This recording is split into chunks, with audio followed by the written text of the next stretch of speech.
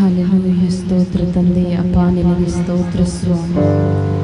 ನಮಗೋಸ್ಕರ ಈ ಲೋಕಕ್ಕೆ ಇಳಿದು ಬಂದಂಥ ನಮ್ಮ ತಂದೆಯಾದ ದೇವರೇ, ನಿನಗೆ ಸ್ತೋತ್ರವನ್ನು ಸಲ್ಲಿಸುತ್ತೇವೆ ಸ್ವಾಮಿ. ಲೋಕವೆಲ್ಲ ಈ ದಿನ ಅಪ್ಪ ನಿನ್ನ ಜನನದ ಶುಭವಾರ್ತೆಯನ್ನು ಸಾರುವಂಥ ಈ ದಿನದಲ್ಲಿ ನಿನ್ನ ಮಕ್ಕಳಾದ ನಾವು ಕೂಡ ದೇವರೇ ನಿನ್ನ ಸಾನ್ನಿಧ್ಯದಲ್ಲಿ ಕಾಣಿಸಿಕೊಳ್ಳುವಂಥ ಕೃಪೆ ಕೊಟ್ಟಿ ಸ್ವಾಮಿ. ಅಪ್ಪ ನಿನ್ನ ಜನನ ಮರಣ ಪುನರುತ್ಥಾನ ದೇವರೇ ನಾವು ನೆನೆಸಿಕೊಂಡು ಕರ್ತನೆ ಈ ದಿನದಲ್ಲಿ ನಾವು ನಿನ್ನನ್ನು ಆರಾಧಿಸುವಂಥ ಕೃಪೆ ಕೊಟ್ಟಿ ಸ್ವಾಮಿ. ನಿನಗೆ ಸ್ತೋತ್ರ ಸಲ್ಲಿಸ್ತೇವೆ ಸ್ವಾಮಿ. 2024 ವರ್ಷದ ಹಿಂದೆ ಅಪ್ಪ ನೀನು ಜನಿಸಿದಾಗ ಯಾವ ರೀತಿಯ ಮಹಾ ಸಂತೋಷ ಅಲ್ಲಿ ಉಂಟಾಯಿತು, ಆ ಒಂದು ಸಂತೋಷ ಈ ದಿನ ನಮ್ಮ ಸಭೆಯಲ್ಲಿ ಕೂಡ ದೇವರೇ ಉಂಟಾಗಲಿ ಸ್ವಾಮಿ. ನಿನ್ನನ್ನು ಆರಾಧಿಸಲಿಕ್ಕೆ ಸೇರಿ ಬಂದಂಥ ಪ್ರತಿಯೊಬ್ಬರನ್ನಪ್ಪ ನಮ್ಮೆಲ್ಲರನ್ನು ನಿನ್ನ ಕರಗಳಿಗೆ ಒಪ್ಪಿಸಿಕೊಡ್ತಾ ಇದ್ದೇವೆ ಕರ್ತನೆ. ದೇವರೇ ಈ ದಿನ ಕರ್ತನೆ ನಾವು ಆರಾಧನೆ ಮುಗಿಸಿ ಹೋಗುವಾಗ ಒಂದು ಮಹಾ ಸಂತೋಷದಿಂದ ಹೋಗ್ಲಿಕ್ಕಾಗುವಂಥ ಕೃಪೆ ದಯಪಾಲಿಸಿಕೊಡು ಸ್ವಾಮಿ. ಈಗಪ್ಪ ನಿನ್ನನ್ನು ಆರಾಧಿಸುವಾಗ ಕರ್ತನೆ ನಮ್ಮನ್ನು ನಿನ್ನ ಕರಗಳಿಗೆ ಒಪ್ಪಿಸಿಕೊಡ್ತಾ ಇದ್ದೇವೆ ಕರ್ತನೆ.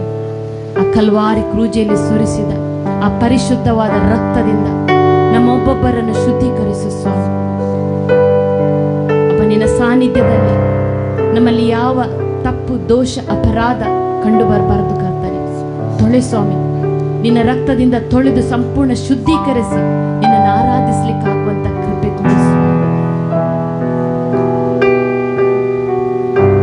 ಅಪ್ಪ ತಂದೆ. ಇನ್ನೂ ಕೂಡ ಅನೇಕ ಜನರಿಗೆ ಬರಲಿಕ್ಕಿದ್ದಾರೆ, ದಾರಿಯಲ್ಲಿದ್ದರೆ ಅವರು ಸುರಕ್ಷಿತವಾಗಿ ಬಂದು ನಮ್ಮೊಂದಿಗೆ ಸೇರಿ ಆರಾಧಿಸ್ಲಿಕ್ಕಾಗುವಂತ ಕೃಪೆ ಕೊಡಿಸು. ಆರಾಧನೆ ಎಲ್ಲಾ ಭಾಗದಲ್ಲಿ ಅಪ್ಪ ನೀನು ಚಲಿಸು ಸ್ವಾಮಿ. ವಾಕ್ಯ ಸಂದೇಶ ಕೊಡುವಂತ ದೇವರ ಸೇವಕರನ್ನು ಕೂಡ ನಡುನಿತ್ತಿಯಿಂದ ಅಂಗಾಲ್ನವರೆಗೆ ಅಪ್ಪ ನಿನ್ನಾತ್ಮನ ಅಭಿಷೇಕದಿಂದ ತುಂಬಿಸಿ ಕರ್ತನೆ. ಅಪ್ಪ ನೀನು ಅವರಿಗೆ ಬಾಯಾಗಿದ್ದುಕೊಂಡು ಈ ದಿನ ಕರ್ತನೆ ನಮ್ಮೊಂದಿಗೆ ನೀನು ಮಾತನಾಡು ಸ್ವಾಮಿ. ಈ ದಿನದ ಮಾತು ಕರ್ತನೆ ಪ್ರತಿಯೊಬ್ಬರಿಗೂ ಅದು ಸ್ಪರ್ಶಿಸಲು ಕರ್ತನೆ. ಅಪ್ಪ ತಿರುಗೊಂದವರ್ತಿ ನಮ್ಮೆಲ್ಲರ ನಿನ್ನ ಕರಗಳಿಗೆ ಒಪ್ಪಿಸಿಕೊಡ್ತಾ ಇದ್ದೀನಿ. ಆರಾಧನೆಗೆ ಅಡ್ಡಿ ಮಾಡುವಂತ ಎಲ್ಲ ಅಡ್ಡಿ ತಡೆಗಳನ್ನು ನಾವು ಯೇಸು ಕ್ರಿಸ್ತನ ನಾಮದಲ್ಲಿ ಬಂಧಿಸಿ ಸಭೆಯಿಂದ ನಾವು ಹೊರಗೆ ಹಾಕುವರಾಗುತ್ತೇವೆ. ನೀನು ಚಲಿಸು ಎಲ್ಲ ಮಹಿಮೆ ಘನತೆ ನಿನಗೊಬ್ಬನಿಗೆ ಸಲ್ಲಿಸ್ತೇವೆ. ಯೇಸುವಿನ ನಾಮದಲ್ಲಿ ಬೇಡಿದ್ದೇವೆ ಜೀವಳ ತಂದೆ, ಆಮೆನ್. ನಾವೆಲ್ಲರೂ ಈ ಸಮಯದಲ್ಲಿ ಎದ್ದು ನಿಂತುಕೊಂಡು ನಮ್ಮ ದೇವರನ್ನು ಆರಾಧಿಸಿ ಆತನನ್ನು ಮಹಿಮೆ ಪಡಿಸೋಣ.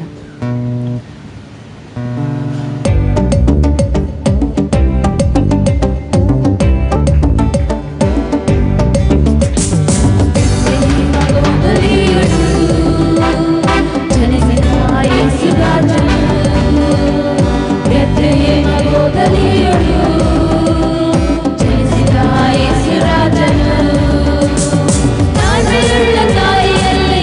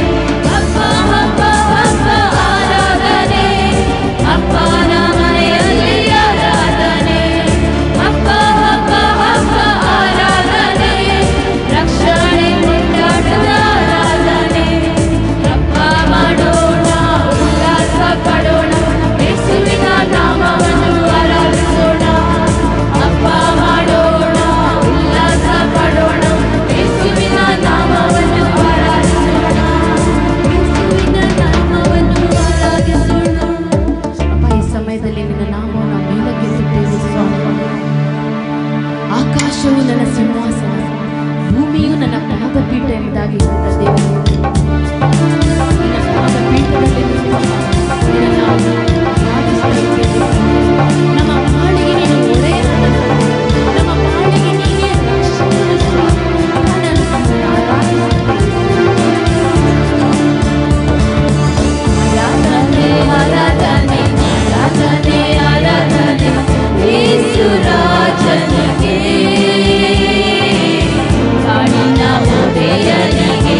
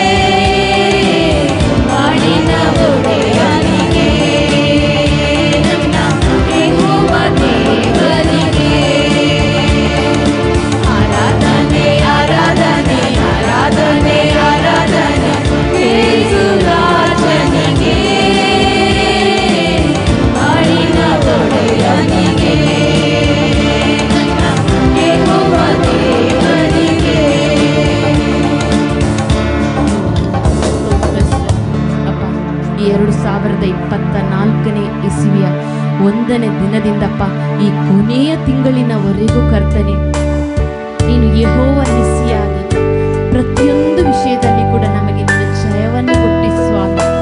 ನಿನಗೆ ಸ್ತೋತ್ರ ಸ್ವಾಮಿ. ಅಪ್ಪ, ನಮಗೆ ಆರೋಗ್ಯವನ್ನು ಕೊಟ್ಟಿ ಸ್ವಾಮಿ. ನಮಗೆ ಏನು ಬೇಕು ಅದನ್ನೆಲ್ಲವನ್ನು ಒದಗಿಸಿಕೊಟ್ಟಿದ್ದೆ. ಒಂದು ವಿಶೇಷವಾದ ಆಶೀರ್ವಾದನೆಯಿಂದ ನಮ್ಮನ್ನು ನಡೆಸಿದ್ದೆ ಸ್ವಾಮಿ. ನಿನ್ನ ಉಪಕಾರವನ್ನು ಸ್ವಾಮಿ ನಾವು ಈ ಸಮಯದಲ್ಲಿ ಸ್ಮರಿಸಿ ನಿನಗೆ ಸ್ತೋತ್ರವನ್ನು ಸಲ್ಲಿಸ್ತೇವೆ. ನಿನಗೆ ಧನ್ಯವಾದವನ್ನು ನಾವು ಹೇಳುವರಾಗುತ್ತೇವೆ.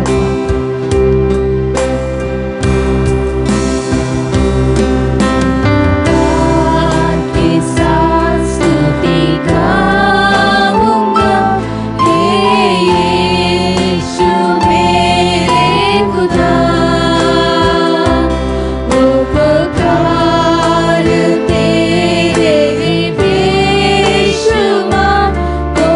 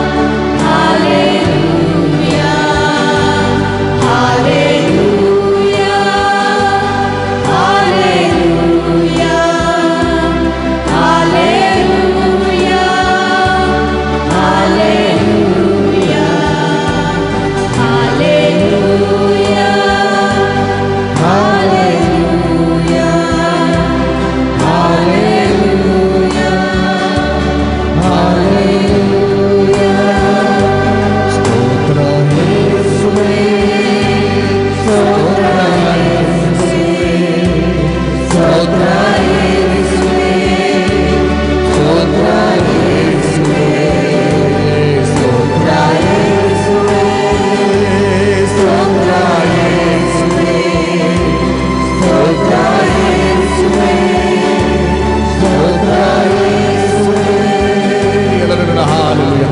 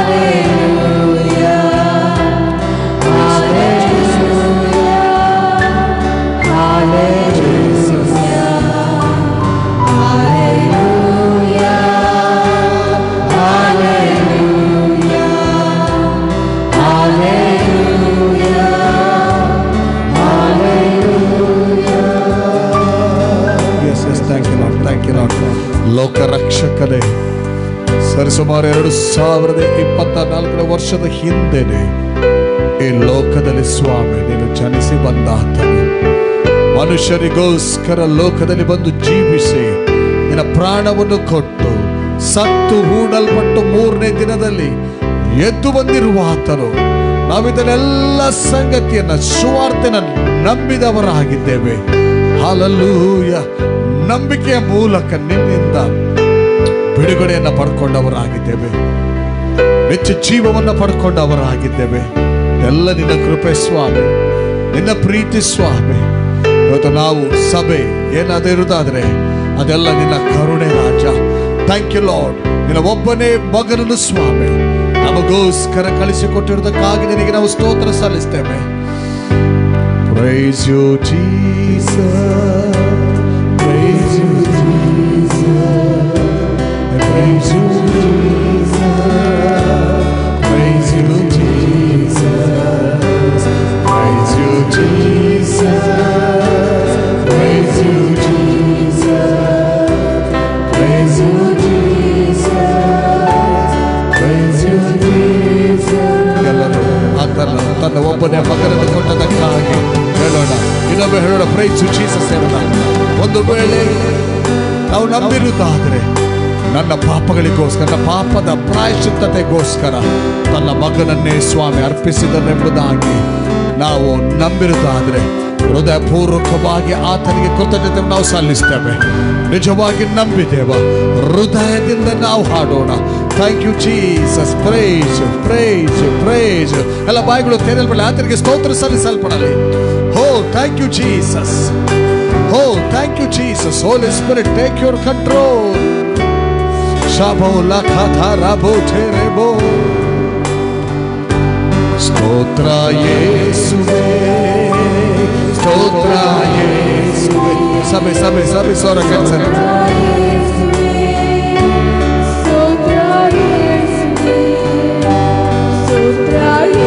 ಸಭೆಯ ಸ್ವರ ಜೋರಾಗಿ ಕೇಳಿಸಬೇಕು.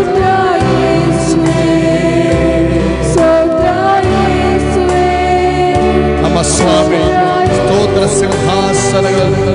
ಸ್ತೋತ್ರ ತಂದೆಯೇ, ತಂದೆಯೇ, ಸ್ತೋತ್ರ ತಂದೆಯೇ, ಸ್ತೋತ್ರ ತಂದೆಯೇ, ಸ್ತೋತ್ರ ತಂದೆಯೇ, ಸ್ತೋತ್ರ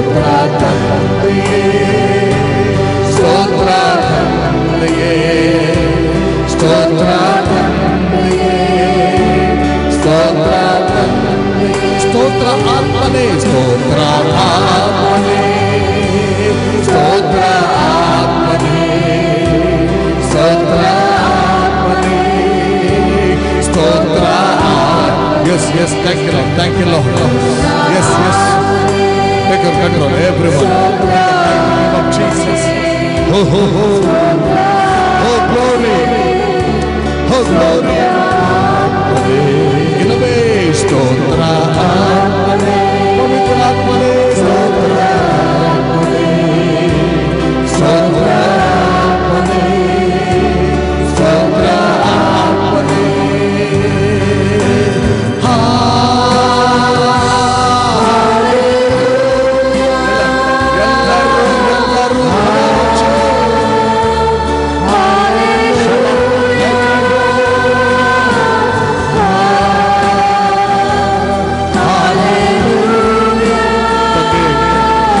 ಪ್ರೀತಿಗಾಗಿ ಸ್ತೋತ್ರ, ಯೇಸುವಿನ ತ್ಯಾಗಕ್ಕಾಗಿ ಸ್ತೋತ್ರ, ಆತ್ಮನಿನ ಶಕ್ತಿಗೋಸ್ಕರ ಸ್ತೋತ್ರ.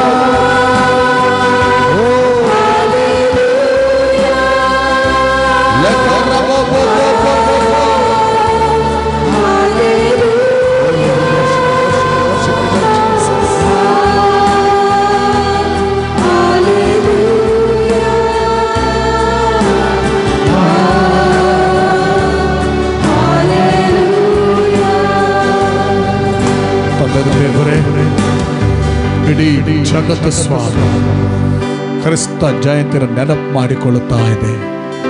ನಾವು ಕೂಡ ಸ್ವಾಮಿ ನೀನು ಈ ಲೋಕಕ್ಕೆ ಜನಿಸಿ ಬಂದದಲ್ಲ, ಇದನ್ನ ನೆನಪು ಮಾಡಿಕೊಳ್ತಾ ಇದ್ದೇವೆ. ಹೌದು ಸ್ವಾಮಿ, ಇಡೀ ಲೋಕ ಒಪ್ಪುತ್ತಾ ಇದೆ ಕ್ರಿಸ್ತನು ಜನಿಸಿ ಬಂದಿದ್ದಾನೆ ಎಂಬುದಾಗಿ ಒಪ್ಪುತ್ತಾ ಇದೆ. ನಾವು ಒಪ್ಪಿದವರಾಗಿದ್ದೇವೆ. ತಂದೆ, ನಿನ್ನ ಒಬ್ಬನೇ ಮಗನು ನಮಗೋಸ್ಕರ ಕಳಿಸಿಕೊಟ್ಟಿರುವಂತ ನಿನ್ನ ಪ್ರೀತಿಗಾಗಿ ಸ್ತೋತ್ರ ಸಲ್ಲಿಸ್ತೇವೆ. ತಂದೆ, ನಿನಗೆ ಸ್ತೋತ್ರ. ಯೇಸುವೇ, ತಂದೆಯ ಮಾತಿಗೆ ವಿಧೇಯನಾಗಿ ಶರೀರಧಾರಿಯಾಗಿ ಬಂದಿರುವ ಆತನೇ, ನಿನಗೂ ಸ್ತೋತ್ರ, ನಿನಗೂ ಸ್ತೋತ್ರ. ಸ್ವಾಮಿ, ನಿನ್ನ ವಾಕ್ಯ ಹೇಳ್ತದೆ, ಪವಿತ್ರಾತ್ಮನ ಶಕ್ತಿಯ ನೆರಳು ನಿನ್ನ ಮೇಲೆ ಬೀಳುವುದು, ಅದರಿಂದ ಹುಟ್ಟುವ ಮಗು ಪವಿತ್ರ ಶಿಶುವೆಂದೆನಿಸಿಕೊಳ್ಳುವುದು. ಪವಿತ್ರಾತ್ಮನೇ, ಯೇಸುವಿನ ಜನನ ಕ್ರಿಯೆಯಲ್ಲಿ ನಿನ್ನ ಶಕ್ತಿಯ ಪ್ರದರ್ಶನಕ್ಕಾಗಿ ನಿನಗೆ ನಾವು ಸ್ತೋತ್ರ ಸಲ್ಲಿಸ್ತೇವೆ. Thank you Jesus. ತ್ರಯೇಕತ್ವದಲ್ಲಿ ಪ್ರಕಟಿಸಿಕೊಂಡು ತ್ರಯೇಕ ದೇವರಾಗಿದ್ದುಕೊಂಡು ಕಾರ್ಯನಿರ್ವಹಿಸುತ್ತಿರುವಂತ ದೇವರೇ, ನಿನ್ನನ್ನು ವಂದಿಸ್ತೇವೆ, ನಿನ್ನನ್ನು ನಾವು ಸ್ತುತಿಸ್ತೇವೆ. Thank you Jesus. ಈ ದಿವಸ ಇಡೀ ಲೋಕ ಮಾತ್ರವಲ್ಲ, ನಿನ್ನಿಂದ ಹುಟ್ಟಿದಂತ ನಾವು ಕೂಡ ನಿನ್ನಲ್ಲಿ ಸಂತೋಷಿಸುವಂತೆ ಕೃಪೆ ಕೊಟ್ಟದಕ್ಕಾಗಿ ಸ್ತೋತ್ರ. ಈ ಸಮಯದಲ್ಲಿ, ಸಂತೋಷದ ಸಮಯದಲ್ಲಿ ನಮ್ಮ ಕೂಡ ಮಾತನಾಡು. ಘನತೆ ಮಾನ ಮಹಿಮೆ ನಿನಗೆ ಸಲ್ಲಿಸ್ತೇವೆ. ಯೇಸು ನಾಮದಲ್ಲಿ ಬೇಡಿದ ತಂದೆ, ಆಮೆನ್, ಆಮೆನ್, ಆಮೆನ್.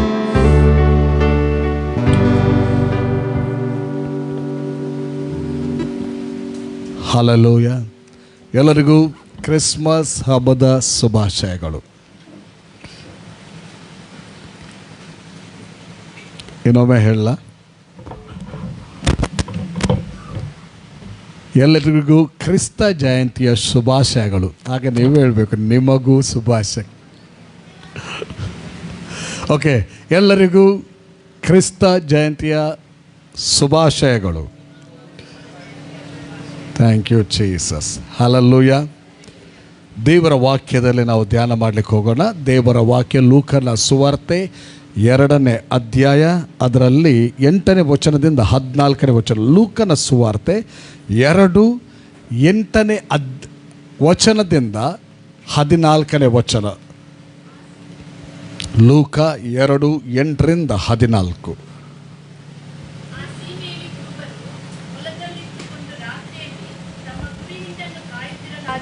ಕರ್ತನ ದೂತನೊಬ್ಬನು ಬಂದು ಅವರ ಎದುರಿನಲ್ಲಿ ನಿಂತನು. ಕರ್ತನ ಪ್ರಭೆಯು ಅವರ ಸುತ್ತಲೂ ಪ್ರಕಾಶಿಸಿತು.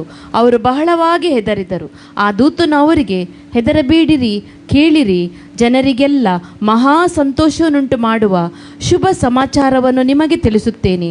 ಅದೇನೆಂದರೆ, ಈ ಹೊತ್ತು ನಿಮಗೋಸ್ಕರ ದಾವಿದನೂರಲ್ಲಿ ಒಬ್ಬ ರಕ್ಷಕನು ಹುಟ್ಟಿದ್ದಾನೆ. ಆತನು ಕರ್ತನಾಗಿರುವ ಕ್ರಿಸ್ತನೇ. ಆತನು ನಿಮಗೆ ಗೊತ್ತಾಗುವುದಕ್ಕೆ ಗುರುತೇನೆಂದರೆ, ಬಟ್ಟೆಯಿಂದ ಸುತ್ತಿರುವ ಒಂದು ಕೂಸು ಗೋದಲಿಯಲ್ಲಿ ಮಲಗಿರುವುದನ್ನು ಕಾಣುವಿರಿ ಎಂದು ಹೇಳಿದನು. ಪಕ್ಕನೆ ಆ ದೂತನ ಸಂಗಡ ಪರಲೋಕ ಸೈನ್ಯದವರ ಒಂದು ದೊಡ್ಡ ಗುಂಪು ಕಾಣಿಸಿಕೊಂಡು, ಮೇಲಣ ಲೋಕಗಳಲ್ಲಿ ದೇವರಿಗೆ ಮಹಿಮೆ, ಭೂಲೋಕದಲ್ಲಿ ಮನುಷ್ಯರೊಳಗೆ ಸಮಾಧಾನ, ದೇವರವರಿಗೆ ಒಲಿಯುತ್ತಾನೆಂದು ದೇವರನ್ನು ಕೊಂಡಾಡುತ್ತಾ ಹೇಳಿದರು. ಹಲ್ಲೆಲೂಯ. ಇದೆಲ್ಲ ವಾಕ್ಯಗಳು ಕ್ರಿಸ್ಮಸ್ ಸೀಸನ್ನ ವಾಕ್ಯಗಳು ಅಲ್ವಾ? ಕ್ರಿಸ್ಮಸ್ ಹಬ್ಬದ ಸಮಯದಲ್ಲಿ ಜಾಸ್ತಿಯಾಗಿ ಕೇಳುತ್ತೇವೆ, ಅದರ ನಂತರ ಅಷ್ಟು ಕೇಳೋದಿಲ್ಲ. ವರ್ಷಕ್ಕೊಮ್ಮೆ ಕುರುಬರು ಬರ್ತಾರೆ, ವರ್ಷಕ್ಕೊಮ್ಮೆ ಜೋಯಿಸರು ಬರ್ತಾರೆ, ಇನ್ನೊಬ್ಬ ವ್ಯಕ್ತಿ ಅಪರೂಪಕ್ಕೆ ಬರ್ತಾನೆ ವರ್ಷಕ್ಕೊಮ್ಮೆ. ಯಾರು ಹೇಳಿ? ಕುರುಬರು ಜೋಯಿಸರಂತೂ ಫೇಮಸ್ ವರ್ಷಕ್ಕೊಮ್ಮೆ. ಇನ್ನೊಬ್ಬ ವ್ಯಕ್ತಿ ಬರ್ತಾರೆ, ಯಾರು ಗೊತ್ತಂಟ? ಯಾರು? ಯೇಸು ಯಾವಾಗಲೂ ಫೇಮಸ್ಸೇ ಬಿಡಿ. 365 ಡೇಸ್. ಇನ್ನೊಬ್ಬರು ವ್ಯಕ್ತಿ ಯೇಸುವಿನ ಜನನದ ಶುಭ ಸಮಾಚಾರದ ಇನ್ನೊಬ್ಬ ವ್ಯಕ್ತಿ ಕಾಣಿಸ್ಕೊಳ್ತೇವೆ, ಸಿಮೆಯೋನ ಅಲ್ವಾ? ಮಗುವನ್ನು ಹಿಡಿದ ಕೂಡಲೇ ಅವರಿಗೆ ತೃಪ್ತಿ ಆಯಿತು. ಆನಂತರ ನಾನು ಸಂತೋಷದಿಂದ ಹೋಗುತ್ತೇನೆ, ಅದಕ್ಕಾಗಿ ಸಂತೋಷದಿಂದ ಹೋಗೋದಕ್ಕಾಗಿ ಅವನು ಏನು ಮಾಡ್ತಾನೆ? ಬಿಟ್ಟು ಕೊಡ್ತಾನೆ. ಹೌದಲ್ವ? ಇದೇ ಲೂಕನ ಸುವಾರ್ತೆಯನ್ನು ನಾವು ಓದುವಾಗ ಅಲ್ಲಿ ಕೆಳಗೆ ಓದ್ತಾ ಹೋಗುವಾಗ ಅಲ್ಲಿ ನಮಗೆ ಗೊತ್ತಾಗ್ತದೆ. ಹಲ್ಲೆಲೂಯ. ಭಾಳ ಫೇಮಸ್ ಈ ವ್ಯಕ್ತಿಗಳೆಲ್ಲ ಅಲ್ವಾ? ಆದರೆ ಆ ವ್ಯಕ್ತಿಗಳು ಇವತ್ತಿಗೂ ನಮಗೆ ಒಂದು ನಿದರ್ಶನಗಳಾಗಿದ್ದಾರೆ ಎಂಬುದನ್ನು ನಾವು ಮರೆತು ಬಿಡುವ ಹಾಗೆಲ್ಲ. Hallelujah, hallelujah. ಓಕೆ, ಯೇಸು ಜನಿಸಿದ್ದು ಎಲ್ಲಿ? ಜನಿಸಿದ್ದು ಬೆತ್ಲೆಹೇಮಲ್ಲಿ. ಓಕೆ, ಬೆತ್ಲೆಹೇಮಲ್ಲಿ ಜನಿಸಿದ್ದಾನೆ. ಅವರು ಬೆತ್ಲೆಹೇಮಿಗೆ ಬರುವುದಕ್ಕಿಂತ ಮುಂಚಿತವಾಗಿ ಎಲ್ಲಿದ್ದರು? ನಜರೇತ್ ಎಂಬ ಊರಲ್ಲಿದ್ದರು. ಇದೇ ಲೂಕನ ಸುವಾರ್ತೆ 2ನೇ ಅಧ್ಯಾಯ ಫುಲ್ ಓದುವಾಗ ನಾನು ಹೇಳುವಂಥ ಎಲ್ಲ ಮಾತುಗಳು ಅದರಲ್ಲಿದೆ. ಓಕೆ, ನಜರೇತ್ ಎಂಬ ಊರನ್ನು ಬಿಟ್ಟು ಬೆತ್ಲೆಹೇಮಿಗೆ ಬರ್ತಾ ಇದ್ದಾರೆ. ಯಾರು? ಯೋಸೇಫನು ಮತ್ತು ತನಗೆ ನಿಶ್ಚಿತಾರ್ಥವಾಗಿದ್ದಂಥ ಆ ಒಂದು ಸ್ತ್ರೀ ಮರಿಯ. ಓಕೆ, ಆ ನಂತರ ಅಲ್ಲಿ ಬರುವಾಗಲೇ ಕೇವಲ ಕೇಳ್ರಿ, ಯೋಸೆಫನೊಂದಿಗೆ ಮರಿಯಳಿಗೆ ನಿಶ್ಚಿತಾರ್ಥ ಮಾತ್ರವಾಗಿತ್ತು. ಆದರೆ ಅಲ್ಲಿಂದ ಬರುವಾಗಲೇ ಆಕೆ ಏನಾಗಿದ್ದಾಳೆ? ನಜರೇತಿಂದ ಬೆತ್ಲೆಹೇಮಿಗೆ ಬರುವಾಗಲೇ ಗರ್ಭಿಣಿಯಾಗಿದ್ದಾಳೆ. ಓಕೆ, ಇದು ಯಾರಿಂದ ಆಕೆ ಗರ್ಭ ಧರಿಸಿತ್ತು? ಯಾರಿಂದ? ಪವಿತ್ರಾತ್ಮನಿಂದ. ನೋಡ್ರಿ, 1ನೇ ಅಧ್ಯಾಯ ಲೂಕನ ಸುವಾರ್ತೆ 35ನೇ ವಚನ ನಾವು ನೋಡುವಾಗ ಬೇಗ ಹೋಗ್ತಾ ಹೋಗಿ ಫಾಸ್ಟ್, ಯಾಕಂದರೆ ಕೆಲವು ವಿಷಯಗಳನ್ನು ನಿಮ್ಮ ಮುಂದೆ ಹಂಚಿಕೊಳ್ಳಿಕ್ಕಿದೆ, ಸಮಯದಲ್ಲೇ ಹಂಚಿಕೊಳ್ಬೇಕು. 1ನೇ ಅಧ್ಯಾಯ 35ನೇ ವಚನದಲ್ಲಿ ಹೇಳ್ತದೆ, ಲೂಕ 1:35, ದೂತನು ನಿನ್ನ ಮೇಲೆ ಪವಿತ್ರಾತ್ಮ ಬರುವುದು. ಯಾರಿಗೆ? ಮರಿಯಳಿಗೆ ಹೇಳುವಂಥದ್ದು. ನಿನ್ನ ಮೇಲೆ ಪವಿತ್ರಾತ್ಮನು ಬರುವನು. ಪವಿತ್ರಾತ್ಮ ಬರುವುದು, ಪರಾತ್ಪರನ ಶಕ್ತಿಯ ನೆರಳು ನಿನ್ನ ಮೇಲೆ ಬೀಳುವುದು. ಅದರಿಂದ ಹುಟ್ಟುವ ಆ ಪವಿತ್ರ ಶಿಶು ದೇವರ ಮಗ ನೆನೆಸಿಕೊಳ್ಳುವುದು. ಮತ್ತು ನಿನ್ನ ಬಂಧುವಾದ ಎಲಿಜಬೆತಳಿದ್ದಳಲ್ಲ, ಆಕೆ ಸಹ ಮುಪ್ಪಿನವಳಾದರೂ ಗರ್ಭಿಣಿಯಾಗಿದ್ದಾಳೆ. ಆಕೆಯ ಗರ್ಭದಲ್ಲಿ ಗಂಡು ಮಗುವದೆ. ಬಂಜೆ ಎನಿಸಿಕೊಂಡಿದ್ದ ಆಕೆಗೆ ಇದೇ 6ನೆಯ ತಿಂಗಳು. ದೇವರಿಂದ ಬರುವ ಯಾವ ಮಾತಾದರೂ ನಿಷ್ಫಲವಾಗುವುದಿಲ್ಲ ಅಂದನು. ನಿಷ್ಫಲವಾಗುವುದಿಲ್ಲ. ನೋಡ್ರಿ, 1ನೇ ಅಧ್ಯಾಯ 35ನೇ ವಚನ ಲೂಕನ ಸುವಾರ್ತೆಯಲ್ಲಿ ಒಬ್ಬ ದೇವದೂತನು ಮರಿಯಳಿಗೆ ಕಾಣಿಸಿಕೊಂಡು, ಕೇಳ್ತಾ ಇದ್ದೀರಾ? ಮಕ್ಕಳನ್ನು ಸ್ವಲ್ಪ ಮಕ್ಕಳು ಕೂತ್ಕೊಳ್ಬೇಕಮ್ಮ. ಓಕೆ,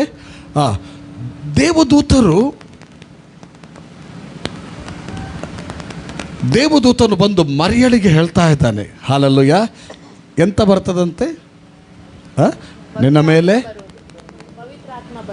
ಬರುವುದು, ನಿನ್ನ ಮೇಲೆ ಬರುವುದು, ಆಗ ಹುಟ್ಟುವ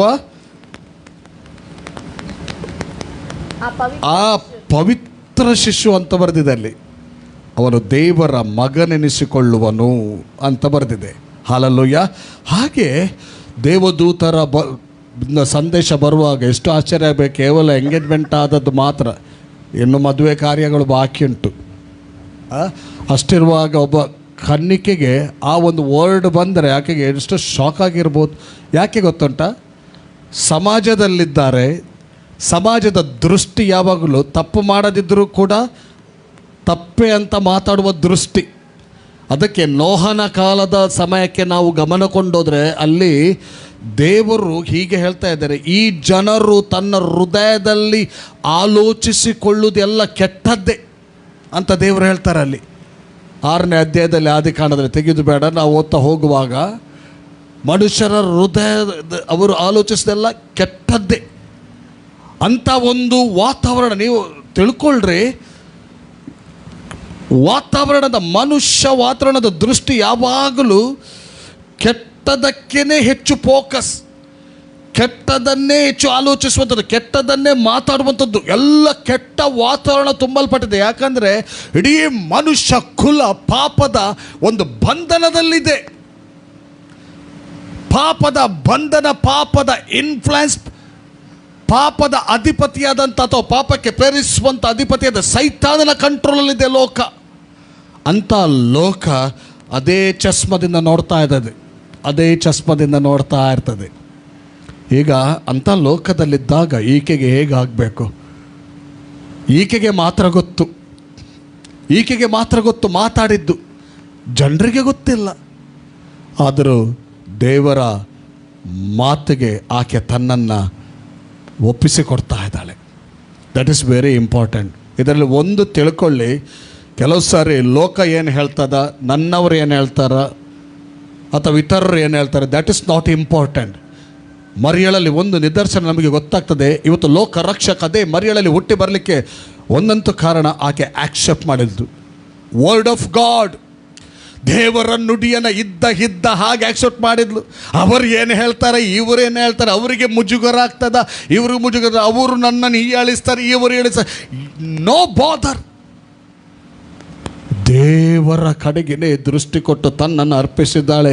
ದೇವರ ಆತ್ಮನ ಶಕ್ತಿ ಆಕೆ ಮೇಲೆ ಬಂದಿದೆ. ಕನ್ನಿಕೆ ಗರ್ಭವತಿ ಆಗ್ತಾ ಇದ್ದಾಳೆ, ಪವಿತ್ರಾತ್ಮನ ಶಕ್ತಿಯಿಂದ ಗರ್ಭವತಿ ಆಗ್ತಾ ಇದ್ದಾಳೆ. ಗರ್ಭವತಿಯಾಗಿ ಆಕೆ ಎಲ್ಲಿಂದ, ನಜರೇತಿಂದ ಬೆತ್ಲೆಹೇಮಿಗೆ ಬರ್ತಾ ಇದ್ದಾಳೆ. ಬೆತ್ಲೆಹೇಮಿಗೆ ಬರುವಾಗ ಯಾಕೆ ಬರ್ತಾ ಇದ್ದಾಳೆ ಗೊತ್ತುಂಟ? ಬರುವಾಗ ಆಕೆ ತುಂಬು ಗರ್ಭಿಣಿ ಆಗಿರ್ತಾಳೆ. ಅಲ್ಲಿ ಬರುವಾಗ ತುಂಬು ಗರ್ಭಿಣಿ. ಯಾಕೆ ಬೆತ್ಲೆಹೇಮಿಗೆ ಬರ್ತಾ ಇದ್ದಾರೆ ಅಂದರೆ, ಆ ಸಮಯದಲ್ಲಿ ಒಂದು ಕಾನೂನು, ಐಗುಸ್ತ ಚಕ್ರವರ್ತಿ ಆದಂಥ ರೋಮನ್ ಸಾಮ್ರಾಜ್ಯದ ಒಬ್ಬ ಚಕ್ರವರ್ತಿಯಲ್ಲಿದ್ದ ಐಗುಸ್ತ ಅಂತ, ಅವನು ಕಾನೇಶ್ಮಾರಿಗೆ ಆಜ್ಞೆ ಕೊಡ್ತಾನೆ, ಕಾನೇಶ್ಮಾರಿ ಮಾಡಬೇಕು. ಅದಕ್ಕೆ ಎಲ್ಲರೂ ತಮ್ಮ ಬರ್ತ್ ಪ್ಲೇಸ್ಗೆ ಹೋಗ್ಬೇಕು, ಹುಟ್ಟೂರಿಗೆ ಹೋಗ್ಬೇಕು, ತಾವು ಇದ್ದಂಥ ಸ್ಥಳಕ್ಕೆ ಹೋಗ್ಬೇಕು, ಗ್ರಾಮಕ್ಕೆ ಹೋಗ್ಬೇಕು.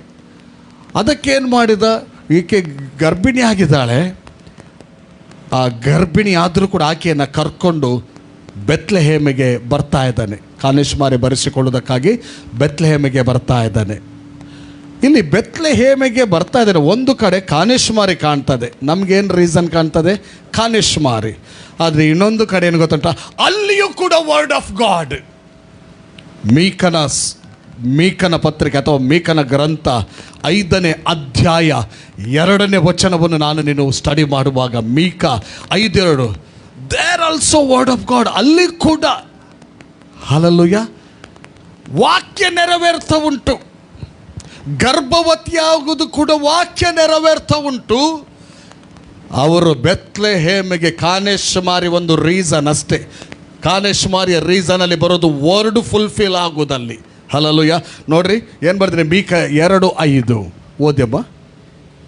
ಹೀಗಿರಲು 5:2 ಕ್ಷಮಿಸಿ, 5:2 ಹೀಗಿರಲು ಅಲ್ಲ 5:2 ಕ್ಷಮಿಸಿ. ಎಫ್ರಾತದ ಬೆತ್ಲೆಹೇಮೆ, ನೀನು ಯಹೂದದ ಗ್ರಾಮಗಳಲ್ಲಿ ಚಿಕ್ಕದಾಗಿದ್ದರೂ ಇಸ್ರಾಯೇಲನ್ನು ಆಳತಕ್ಕವನು, ನಿನ್ನೊಳಗಿಂದ ನನಗಾಗಿ ಹೊರಡುವನು. ನೋಡಿ ಎಷ್ಟೋ ವರ್ಷಗಳ ಹಿಂದೆ ಮೀಕ ಪ್ರವಾದಿಯ ಮೂಲಕ ದೇವರು ತಿಳಿಸಿದಂಥ ಮಾತು. ಯೇಸು ಎಲ್ಲಿ ಜನಿಸಿ ಬರಬೇಕಾದದ್ದು? ಯಹೂದದ ಬೆತ್ಲೆಹೇಮಿನಲ್ಲಿಯೇ. ಆದ್ರಿಂದ ನೋಡಿ, ಇದು word of god, prophecy word. Hallelujah. ತನ್ನ ವರ್ಡನ್ನು ದೇವರು ಹೇಗೆ ನೆರವೇರಿಸ್ತಾ ಇದ್ದಾರೆ ನೋಡಿ. ಇವರು ಗೊತ್ತಿಲ್ಲದೆ ಅಲ್ಲಿದ್ದಾರೆ. ಕ್ರಿಸ್ತ ಎಲ್ಲಿ ಜನಿಸಬೇಕಾಗಿದೆ? ಅದು ವಿಲ್ ಆಫ್ ಗಾಡ್. ಕ್ರಿಸ್ತ ಎಲ್ಲಿ ಜನಿಸಬೇಕಾಗಿದೆ? ಬೆತ್ಲೆಹೇಮಲ್ಲಿ ಜನಿಸಬೇಕಾಗಿದೆ. ಬೆತ್ಲೆಹೇಮ್ ಅನ್ನುವಾಗ ಇನ್ನೊಂದು ನೆನಪಿಗೆ ಬರ್ತದೆ ನೋಡ್ರಿ, ಇದು ವರ್ಡ್ ಆಫ್ ಗಾಡ್, ಅಲ್ಲಿ ನೆರವೇರ್ತಾ ಉಂಟು. ಇನ್ನೊಂದು ನೆನಪಿಗೆ ಬರ್ತದೆ, ಜೋಯಿಸರು ಹುಡುಕಿಕೊಂಡು ಬರುವಾಗ ಸೀದಾ ಹೋಗ್ತಾರೆ, ಸ್ಟಾರ್ನ ಗೈಡೆನ್ಸ್ ಪಡ್ಕೊಂಡು ಯೆರೂಸಲೇಮಿನ ಅರಮನೆ ತನಕ ಬರ್ತಾರೆ. ನಂತರ ಅರಮನೆ ನೋಡಿ ಸ್ಟಾರ್ ಬಿಡ್ತಾರೆ ಅವರು. ಅರಮನೆ ನೋಡಿ ಹೋಗ್ತಾ ಇದ್ದಾರೆ. ಅಲ್ಲಿ ರಾಜನ ಹತ್ರ ಹೋದಾಗ ರಾಜನಿಗೆ ಶಾಕ್ ಆಗ್ತದೆ. ಯಾನೊಪ್ಪನ ಎನ್ನ ಸ್ಥಾನಗೂ ಕುಡೋರಿ ಅರಸೆ ಪುಟ್ಟೊಂದುಲ್ಲೇನ, ಇನ್ನೊಬ್ಬ ಅರಸ ಹುಟ್ಟಿ ಬರ್ತಾನ. ಅವನಿಗೆ ಶಾಕ್ ಆಗ್ತಾನೆ. ಮೆಲ್ಲ ಏನು ಮಾಡ್ತಾನೆ ಗೊತ್ತುಂಟ, ಇವರನ್ನು ಕಳಿಸಿಕೊಡ್ತಾನೆ. ಇವರನ್ನು ಕಳಿಸಿಕೊಟ್ಟು ಹೋಗಿ ನೀವು ಹುಡುಕಿ ನೋಡಿ ಬನ್ನಿ. ತನ್ನ ಎಲ್ಲ ಜೋಯಿಸರನ್ನು ಅವರನ್ನು ಇವರನ್ನು ಮಂತ್ರವಾದಿಗಳೆಲ್ಲ ಕರೆದು ಕೇಳ್ತಾನೆ, ಕ್ರಿಸ್ತನು ಜನಿಸಬೇಕಾದದ್ದು ಎಲ್ಲಿ?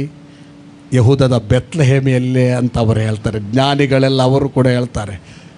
Hallelujah, hallelujah. ಅವರು ಕೂಡ ಸಜೆಸ್ಟ್ ಮಾಡ್ತಾರೆ. ಮತ್ತು ಅವನ ಒಂದು ಕ್ರೂರ ಬುದ್ಧಿಯನ್ನಲ್ಲಿ ಉಪಯೋಗಿಸ್ತಾನೆ ನಾವು ಅಲ್ಲಿ ನೋಡ್ತೇವೆ.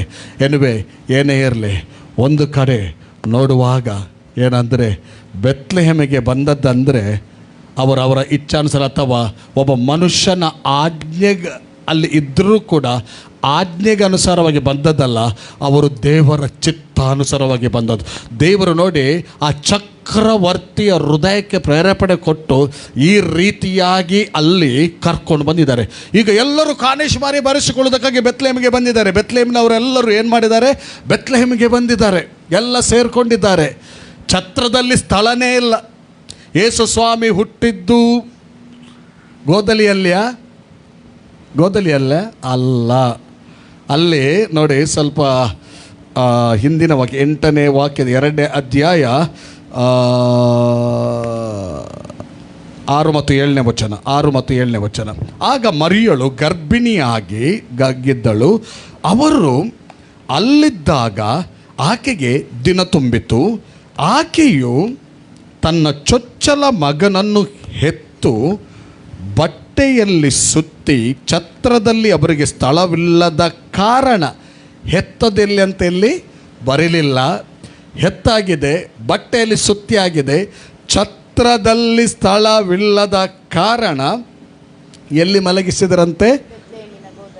ಬೆತ್ಲೆಹೇಮಿನ ಗೋದಲಿಯಳು. ಒಂದು ಸಾಂಗ್ ಹಾಡಿದೆವ ನಾವು, ಹೌದಾ? ಬೆತ್ಲೆಹೇಮ ಗೋದಲಿಯಳು ಯೇಸು ಜನಿಸಿದ ಅಂತ ಹಾಡ್ತೇವೆ. ಮಲಗಿದ ಹಾಡಿದರೂ ಕೂಡ ಅದು ತಪ್ಪಲ್ಲ. ಅಲ್ಲಿ ಮಲಗಿಸಿಟ್ಟಿರ್ತಾರೆ. ಓಕೆ, ಯಾಕೆಪ್ಪ ಛತ್ರದಲ್ಲಿ ಸ್ಥಳ ಯಾಕೆ ಇರಲಿಲ್ಲ ಗೊತ್ತಾ? ಯಾಕೆಂದರೆ ಕಾನೇಶ್ಮಾರಿಗಾಗಿ ಎಲ್ಲರೂ ಬಂದು ಬೇರೆ ಬೇರೆ ಪ್ಲೇಸಲ್ಲಿ, ಈಗ ಇದ್ರು ಅವರ ನೇಟಿವ್ ಬೆತ್ಲೆಹೇಮ್, ಅದರಲ್ಲಿ ಮನೆ ಇಲ್ಲ, ಎಲ್ಲ ಛತ್ರದಲ್ಲಿ ಬಂದು ತುಂಬಿಕೊಂಡಿದ್ದಾರೆ. ಇವರಿಗೆ ಛತ್ರದಲ್ಲಿ ಸ್ಥಳ ಸಿಕ್ಕಲಿಲ್ಲ.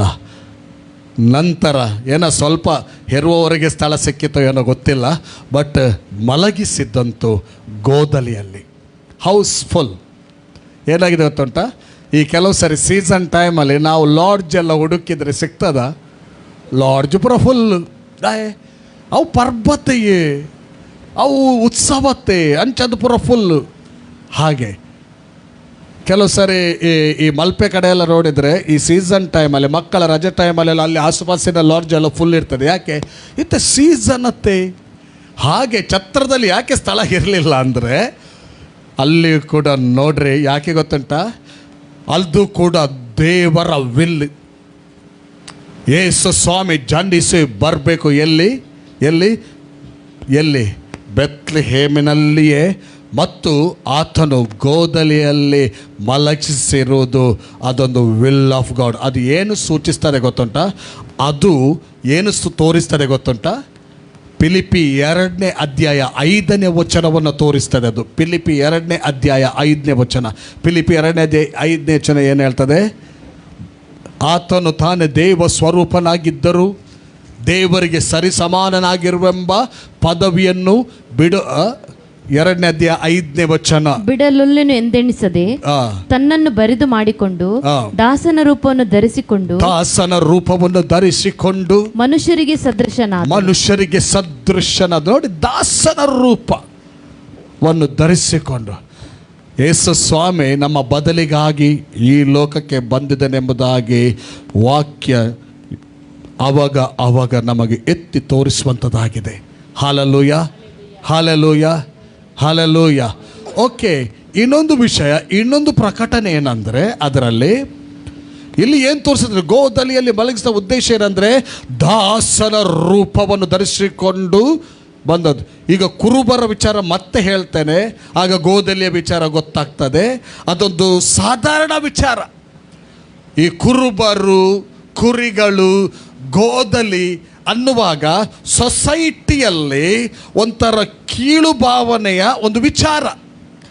ಅಂಥ ಅರಸನು ಜನಿಸಿ ಬರುವಾಗ ಹಲ್ಲೆಲೂಯಾ ಗೋದಲಿಯಲ್ಲಿ ಆತನನ್ನು ಮಲಗಿಸಿದ್ರು. Hallelujah, hallelujah, hallelujah, hallelujah. ಇನ್ನೊಂದು ವಿಷಯ ಹೇಳ್ತೇನೆ, ಬೆತ್ಲಹೇಮ ಗೋದಲಿ ಅಂತ ಹೇಳ್ತೇವೆ.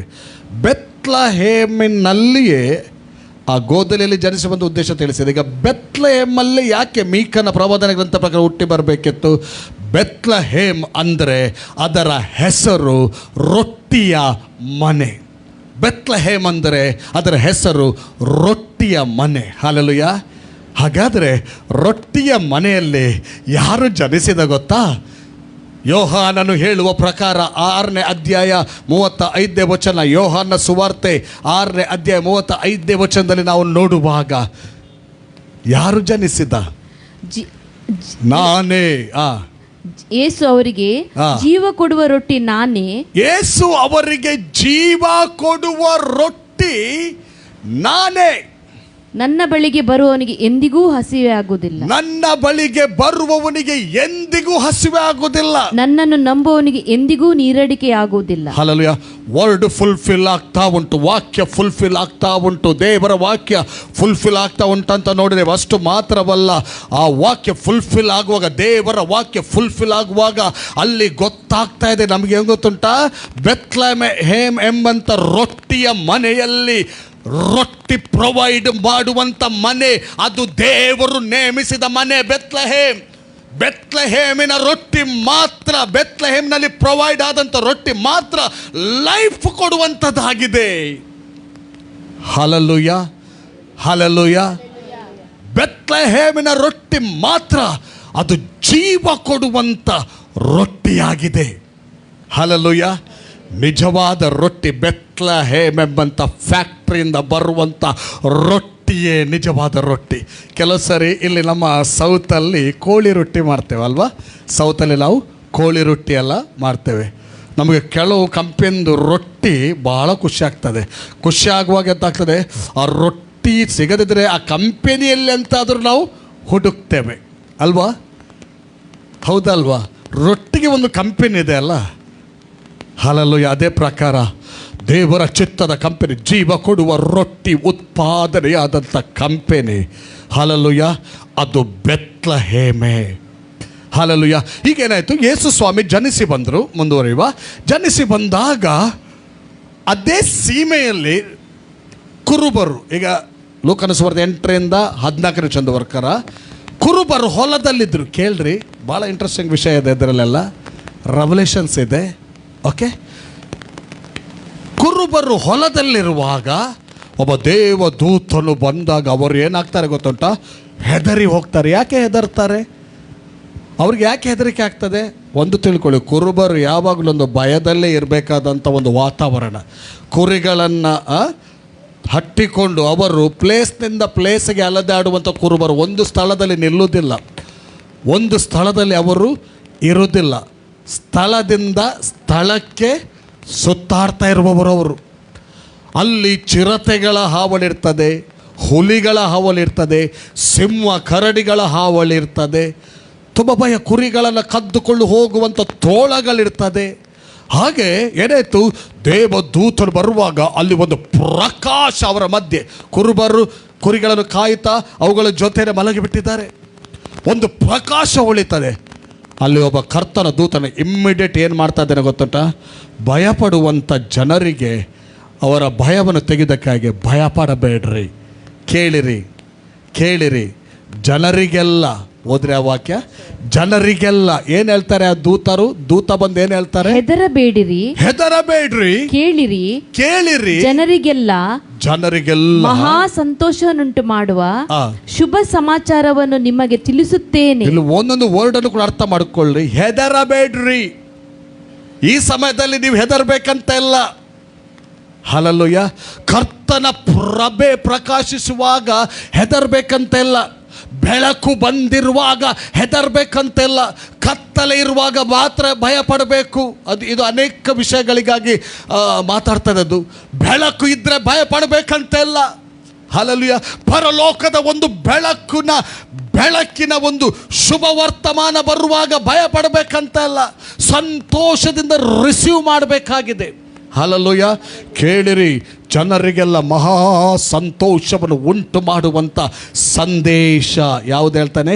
ಈ ಹೊತ್ತು ದಾವೀದನ ಊರಲ್ಲಿ ಒಬ್ಬ ರಕ್ಷಕನು, ಯಾರಂತೆ? ಒಬ್ಬ ಧಾರ್ಮಿಕ ಮುಖಂಡನು ಎಂಬುದಾಗಿ ಅಲ್ಲಿ ಹೇಳಿಲ್ಲ ದೇವದೂತರು ಅಲ್ವಾ. ಒಬ್ಬ ಪ್ರವಾದಿ ಎಂಬುದಾಗಿ ಅವರು ಹೇಳಿಲ್ಲ, ಅಥವಾ ಒಬ್ಬ ಪವಾಡ ಪುರುಷನು ಎಂಬುದಾಗಿ ಹೇಳಿಲ್ಲ. ಒಬ್ಬ ಸೇವಿಯರ್. ಜನರಿಗೆಲ್ಲ ತಿಳ್ಕೊಳ್ಳಿ, ಪಾಯಿಂಟ್ ಮಾಡ್ಕೊಳ್ಳಿ, ಜನರಿಗೆಲ್ಲ ಸಾಧಾರಣ ಸಂತೋಷ ಅಲ್ಲ, ಮಹಾ ಸಂತೋಷ ಉಂಟು ಮಾಡುವ ಒಬ್ಬ ಸೇವಿಯರ್ ಹುಟ್ಟಿದ್ದಾನೆ ಅಂತ ಹೇಳ್ತಾರೆ. ನೀವು ಹೋಗಿರಿ ಅಂತ ಅವರನ್ನು ಕಳಿಸ್ತಾ ಇದ್ದಾರೆ. ಈಗ ಕುರುಬರ ಒಂದು ಹಿಸ್ಟ್ರಿ ನಾವು ನೋಡೋಣ. ಕುರುಬರು ಯಾವ ಜಾತಿ ಜನಾಂಗ ಎಂಬುದಾಗಿ ಸ್ಟಡಿ ಮಾಡುವಾಗ ಅವರು ಜೂವಿಷ್ ಬ್ಯಾಕ್ಗ್ರೌಂಡ್, ಅವರು ಯಹೂದಿಗಳು. ಅಲ್ಲಿದ್ದಂಥ ಯೇಸುವಿನ ಕಾಲದಲ್ಲಿ ಯೇಸುವನ್ನು ಸಂಧಿಸಿದಂಥ ಕುರುಬರು ಜೂವಿಷ್ ಬ್ಯಾಕ್ಗ್ರೌಂಡ್, ಯಹೂದಿಗಳವರು. ಈ ಯಹೂದಿಗಳಾಗಿದ್ದರೂ ಕೂಡ ನೇಮ ನಿಷ್ಠೆಗಳನ್ನು ಆಚರಿಸುವಂಥ ಜನರು, ಪರಿಸಯರು, ಶಾಸ್ತ್ರಿಗಳು ಮತ್ತು ಕಟ್ಟ ಯಹೂದಿಗಳೆಲ್ಲ ಇರ್ತಾರಲ್ಲ, ಅವರ ದೃಷ್ಟಿಯಲ್ಲಿ ಇವರು ಹೊಲೆಯಾದವರು ಎಂಬುದಾಗಿ. ಯಾಕೆ ಗೊತ್ತುಂಟ? ಇವರು ಊರಿಂದ ಊರಿಗೆ ಕುರಿಯನ್ನು ಹಟ್ಟುತ್ತಾ ಹೋಗುವವರು. ಅವರಿಗೆ ಟೆಂಪಲ್ಗೆ ಹೋಗಲಿಕ್ಕೆ ಸಮಯ ಇಲ್ಲ, ಟೆಂಪಲ್ಗೆ ಹೋಗೋದಂತೂ ಇಲ್ಲವೇ ಇಲ್ಲ, ನೇಮ ನಿಷ್ಠೆಗಳನ್ನು ಮಾಡುವುದಕ್ಕೆ ಸಮಯ ಇಲ್ಲ. ಮತ್ತು ಯಾವಾಗಲೂ ಅವರು ಕುರಿಗಳ ಸೆಗಡಿಯ ಮಧ್ಯದಲ್ಲೇ ಇರುವವರು. ಜನರು ಬೇಕಾದರೆ ಕುರಿ ಕೊಟ್ಟರೆ ಮಾಡಿ ತಿಂತಾರೆ ಅಂತ ಹೇಳ್ತಾರೆ. ಆದರೆ ಅದನ್ನು ಸಾಕುವಂಥ, ಅದನ್ನು ನೋಡಿಕೊಳ್ಳುವಂಥ ಕುರುಬರ ಕುರಿತಾಗಿ ಆ ಸೊಸೈಟಿಯಲ್ಲಿ, ಯಹೂದಿ ಸೊಸೈಟಿಯಲ್ಲಿ ಒಳ್ಳೆ ಅಭಿಪ್ರಾಯ ಇರಲಿಲ್ಲ. ನೆನಪಿಟ್ಕೊಳ್ರಿ. ಹಾಗಾದರೆ ಅಂಥ ಒಂದು ಇಡೀ ಸಮುದಾಯ ಕೀಳು ಭಾವನೆಯಲ್ಲಿ ನೋಡುವಂಥ ಸೊಸೈಟಿ, ಕೀಳು ಭಾವನೆಯಲ್ಲಿ ನೋಡುವಂಥ ಒಂದು ಗುಂಪು. ಆದರೆ ಗ್ಲೋರಿ ಟು ಗಾಡ್, ಲೋಕ ರಕ್ಷಕ ಜನಿಸಿದಂಥ ಮೆಸೇಜ್ ತಿರಸ್ಕರಿಸಲ್ಪಟ್ಟಂಥ ಗುಂಪಿಗೆನೇ ಬಂತು. Hallelujah, hallelujah, hallelujah. ಇದರಲ್ಲಿ ಏನು ಗೊತ್ತಾಗ್ತದೆ ಗೊತ್ತುಂಟ? ಮನುಷ್ಯರು ಹೊರಗಿನ ತೋರಿಕೆ ನೋಡಿದರೂ ಕೂಡ ದೇವರು ಅಂತರಂಗವನ್ನೇ ನೋಡಿದಾತನ. ಒಬ್ಬ ಇಲ್ಲಿ ಕನೆಕ್ಟ್ ಆಗಿರೋದಾದರೆ ಅವನನ್ನು ದೇವರು ಸಂಧಿಸ್ತಾನೆ. ಹಲ್ಲೆಲೂಯಾ. ಈಗ ದೇವದೂತನು ಸಂಧಿಸುವುದಂದರೆ ತಿಳ್ಕೊಳ್ಳಿ, ಹಳೆ ಒಡಂಬಡಿಕೆಯಲ್ಲಿ, ಹೊಸ ಒಡಂಬಡಿಕೆಯಲ್ಲಿ ದೇವದೂತರ ಸಂದರ್ಶನ ಅಲ್ಲಲ್ಲಿ ಕಾಣ್ತೇವೆ ನಾವು. ದೇವದೂತರು ಸಂದರ್ಶಿಸುವುದಂದರೆ ನಮ್ಗೆ ಗೊತ್ತಾಗಬೇಕು, ದೇವರೇ ಸಂದರ್ಶಿಸುವ ಹಾಗೆ. ಯಾಕಂದರೆ ದೇವದೂತರು ಎಂದಿಗೂ ಕೂಡ ತಮ್ಮ ಸ್ವ ಇಚ್ಛೆಯನ್ನು ನೆರವೇರಿಸುವವರಲ್ಲ. ಅವರು ಎಂದಿಗೂ ಕೂಡ ಸ್ವಲ್ಪ ಸ್ವಾರ್ಥಕ್ಕಾಗಿ ಜೀವಿಸಿದವರು ಅಲ್ವೇ ಅಲ್ಲ. ಒಂದು ವಾಕ್ಯ ತೋರಿಸ್ತೇನೆ ನೋಡ್ರಿ, 103ನೇ ಕೀರ್ತನೆ 20ನೇ ವಚನ. ಕೀರ್ತನೆ 103 20ನೇ ವಚನ. ದೇವದೂತರು ಎಂದಿಗೂ ಕೂಡ ಸ್ವಾರ್ಥದಲ್ಲಿ ಜೀವಿಸಿದವರಲ್ಲ. ಅಲ್ಲಿ ದೇವದೂತರ ಕುರಿತಾಗಿ ಅಲ್ಲಿ ಬರೆಯಲ್ಪಟ್ಟಂತ ಮಾತು ನೋಡ್ರಿ. ದೇವದೂತರೇ ಆತನ ಶಬ್ದಕ್ಕೆ ಕಿವಿಗೊಡುವವರೇ, ಆತನ ಶಬ್ದಕ್ಕೆ ಕಿವಿ ಕೊಡುವವರೇ, ಆತನ ಆಜ್ಞೆಯನ್ನು ನೆರವೇರಿಸುವ ಪರಾಕ್ರಮಶಾಲಿಗಳೇ. ಆತನ ಆಜ್ಞೆಯನ್ನು ನೆರವೇರಿಸುವ ಏನಂತೆ? ಆತನ ಶಬ್ದಕ್ಕೆ ಕಿವಿ ಕೊಡುವವರು. ಹಲೋ, ದೇವದೂತರು ಯಾರು ಗೊತ್ತಾ? ಆತನ ಶಬ್ದಕ್ಕೆ ಕಿವಿ ಕೊಡುವವರು. ಈಗ ದೇವರ ಮೆಸೇಜ್ ಕೊಡುವಂತ ನಾನೇ ಆಗಲಿ, ಇನ್ನೊಬ್ಬನೇ ಆಗಲಿ, ಅಥವಾ ದೇವರ ಸುವಾರ್ತೆಯನ್ನು ಸಾರಕ್ಕೆ ಹೋಗುವ ನೀವೇ ಆಗಲಿ, ಆತನ ಶಬ್ದಕ್ಕೆನ್ನೇ ಕಿವಿ ಕೊಡುವವರಾದರೆ ನಾವಲ್ಲ, ಆತನೇ ಬರುವ ಹಾಗೆ. ಹಲ್ಲೆಲೂಯಾ. ಇನ್ನೊಮ್ಮೆ ಇದೆ 20ನೇ ವಚನ, ಇನ್ನೊಮ್ಮೆ ಓದಿ. ದೇವದೂತರೇ ಆತನ ಶಬ್ದಕ್ಕೆ ಕಿವಿ ಕೊಡುವವರೇ, ಆತನ ಶಬ್ದಕ್ಕೆ ಕಿವಿ ಕೊಡುವವರೇ, ಆತನ ಆಜ್ಞೆಯನ್ನು ನೆರವೇರಿಸುವ ಪರಾಕ್ರಮಶಾಲಿಗಳೇ. ಆತನ ಆಜ್ಞೆಯನ್ನು ನೆರವೇರಿಸುವ ಪರಾಕ್ರಮಶಾಲಿಗಳನ್ನು ನೋಡಿ. ಆತನ ಮಾತಿಗೆ ಕಿವಿ ಕೊಡುವವರು ಮಾತ್ರ ಅಲ್ಲ, ಆತನ ಆಜ್ಞೆಯನ್ನು ಮಾತ್ರ ನೆರವೇರಿಸುವವರು. ಹಲ್ಲೆಲೂಯಾ. ತಮ್ಮ ಸ್ವಾರ್ಥದ ಪ್ರಕಾರ ಹೋಗೋರಲ್ಲ. ಆದ್ರಿಂದ ಈ ರೀತಿಯಾಗಿ ಯಾರು ಕಳಿಸಲ್ಪಡ್ತಾರೋ ಅಲ್ಲಿ ಸ್ವತಃ ದೇವರ ಮಹಿಮೆನೇ ಇಳಿದು ಬರ್ತದೆ. ಆದ್ರಿಂದ ಏನಾಯ್ತು ಗೊತ್ತುಂಟ? ದೇವದೂತ ಬಂದಿದ್ದಾನಂದ್ರೆ ದೇವ ಸಾನ್ನಿಧ್ಯನೇ ಅಲ್ಲಿ ಬಂದಾಗೆ ಆಯ್ತು. Hallelujah, hallelujah. ಇವತ್ತು ಕೂಡ ನಾವು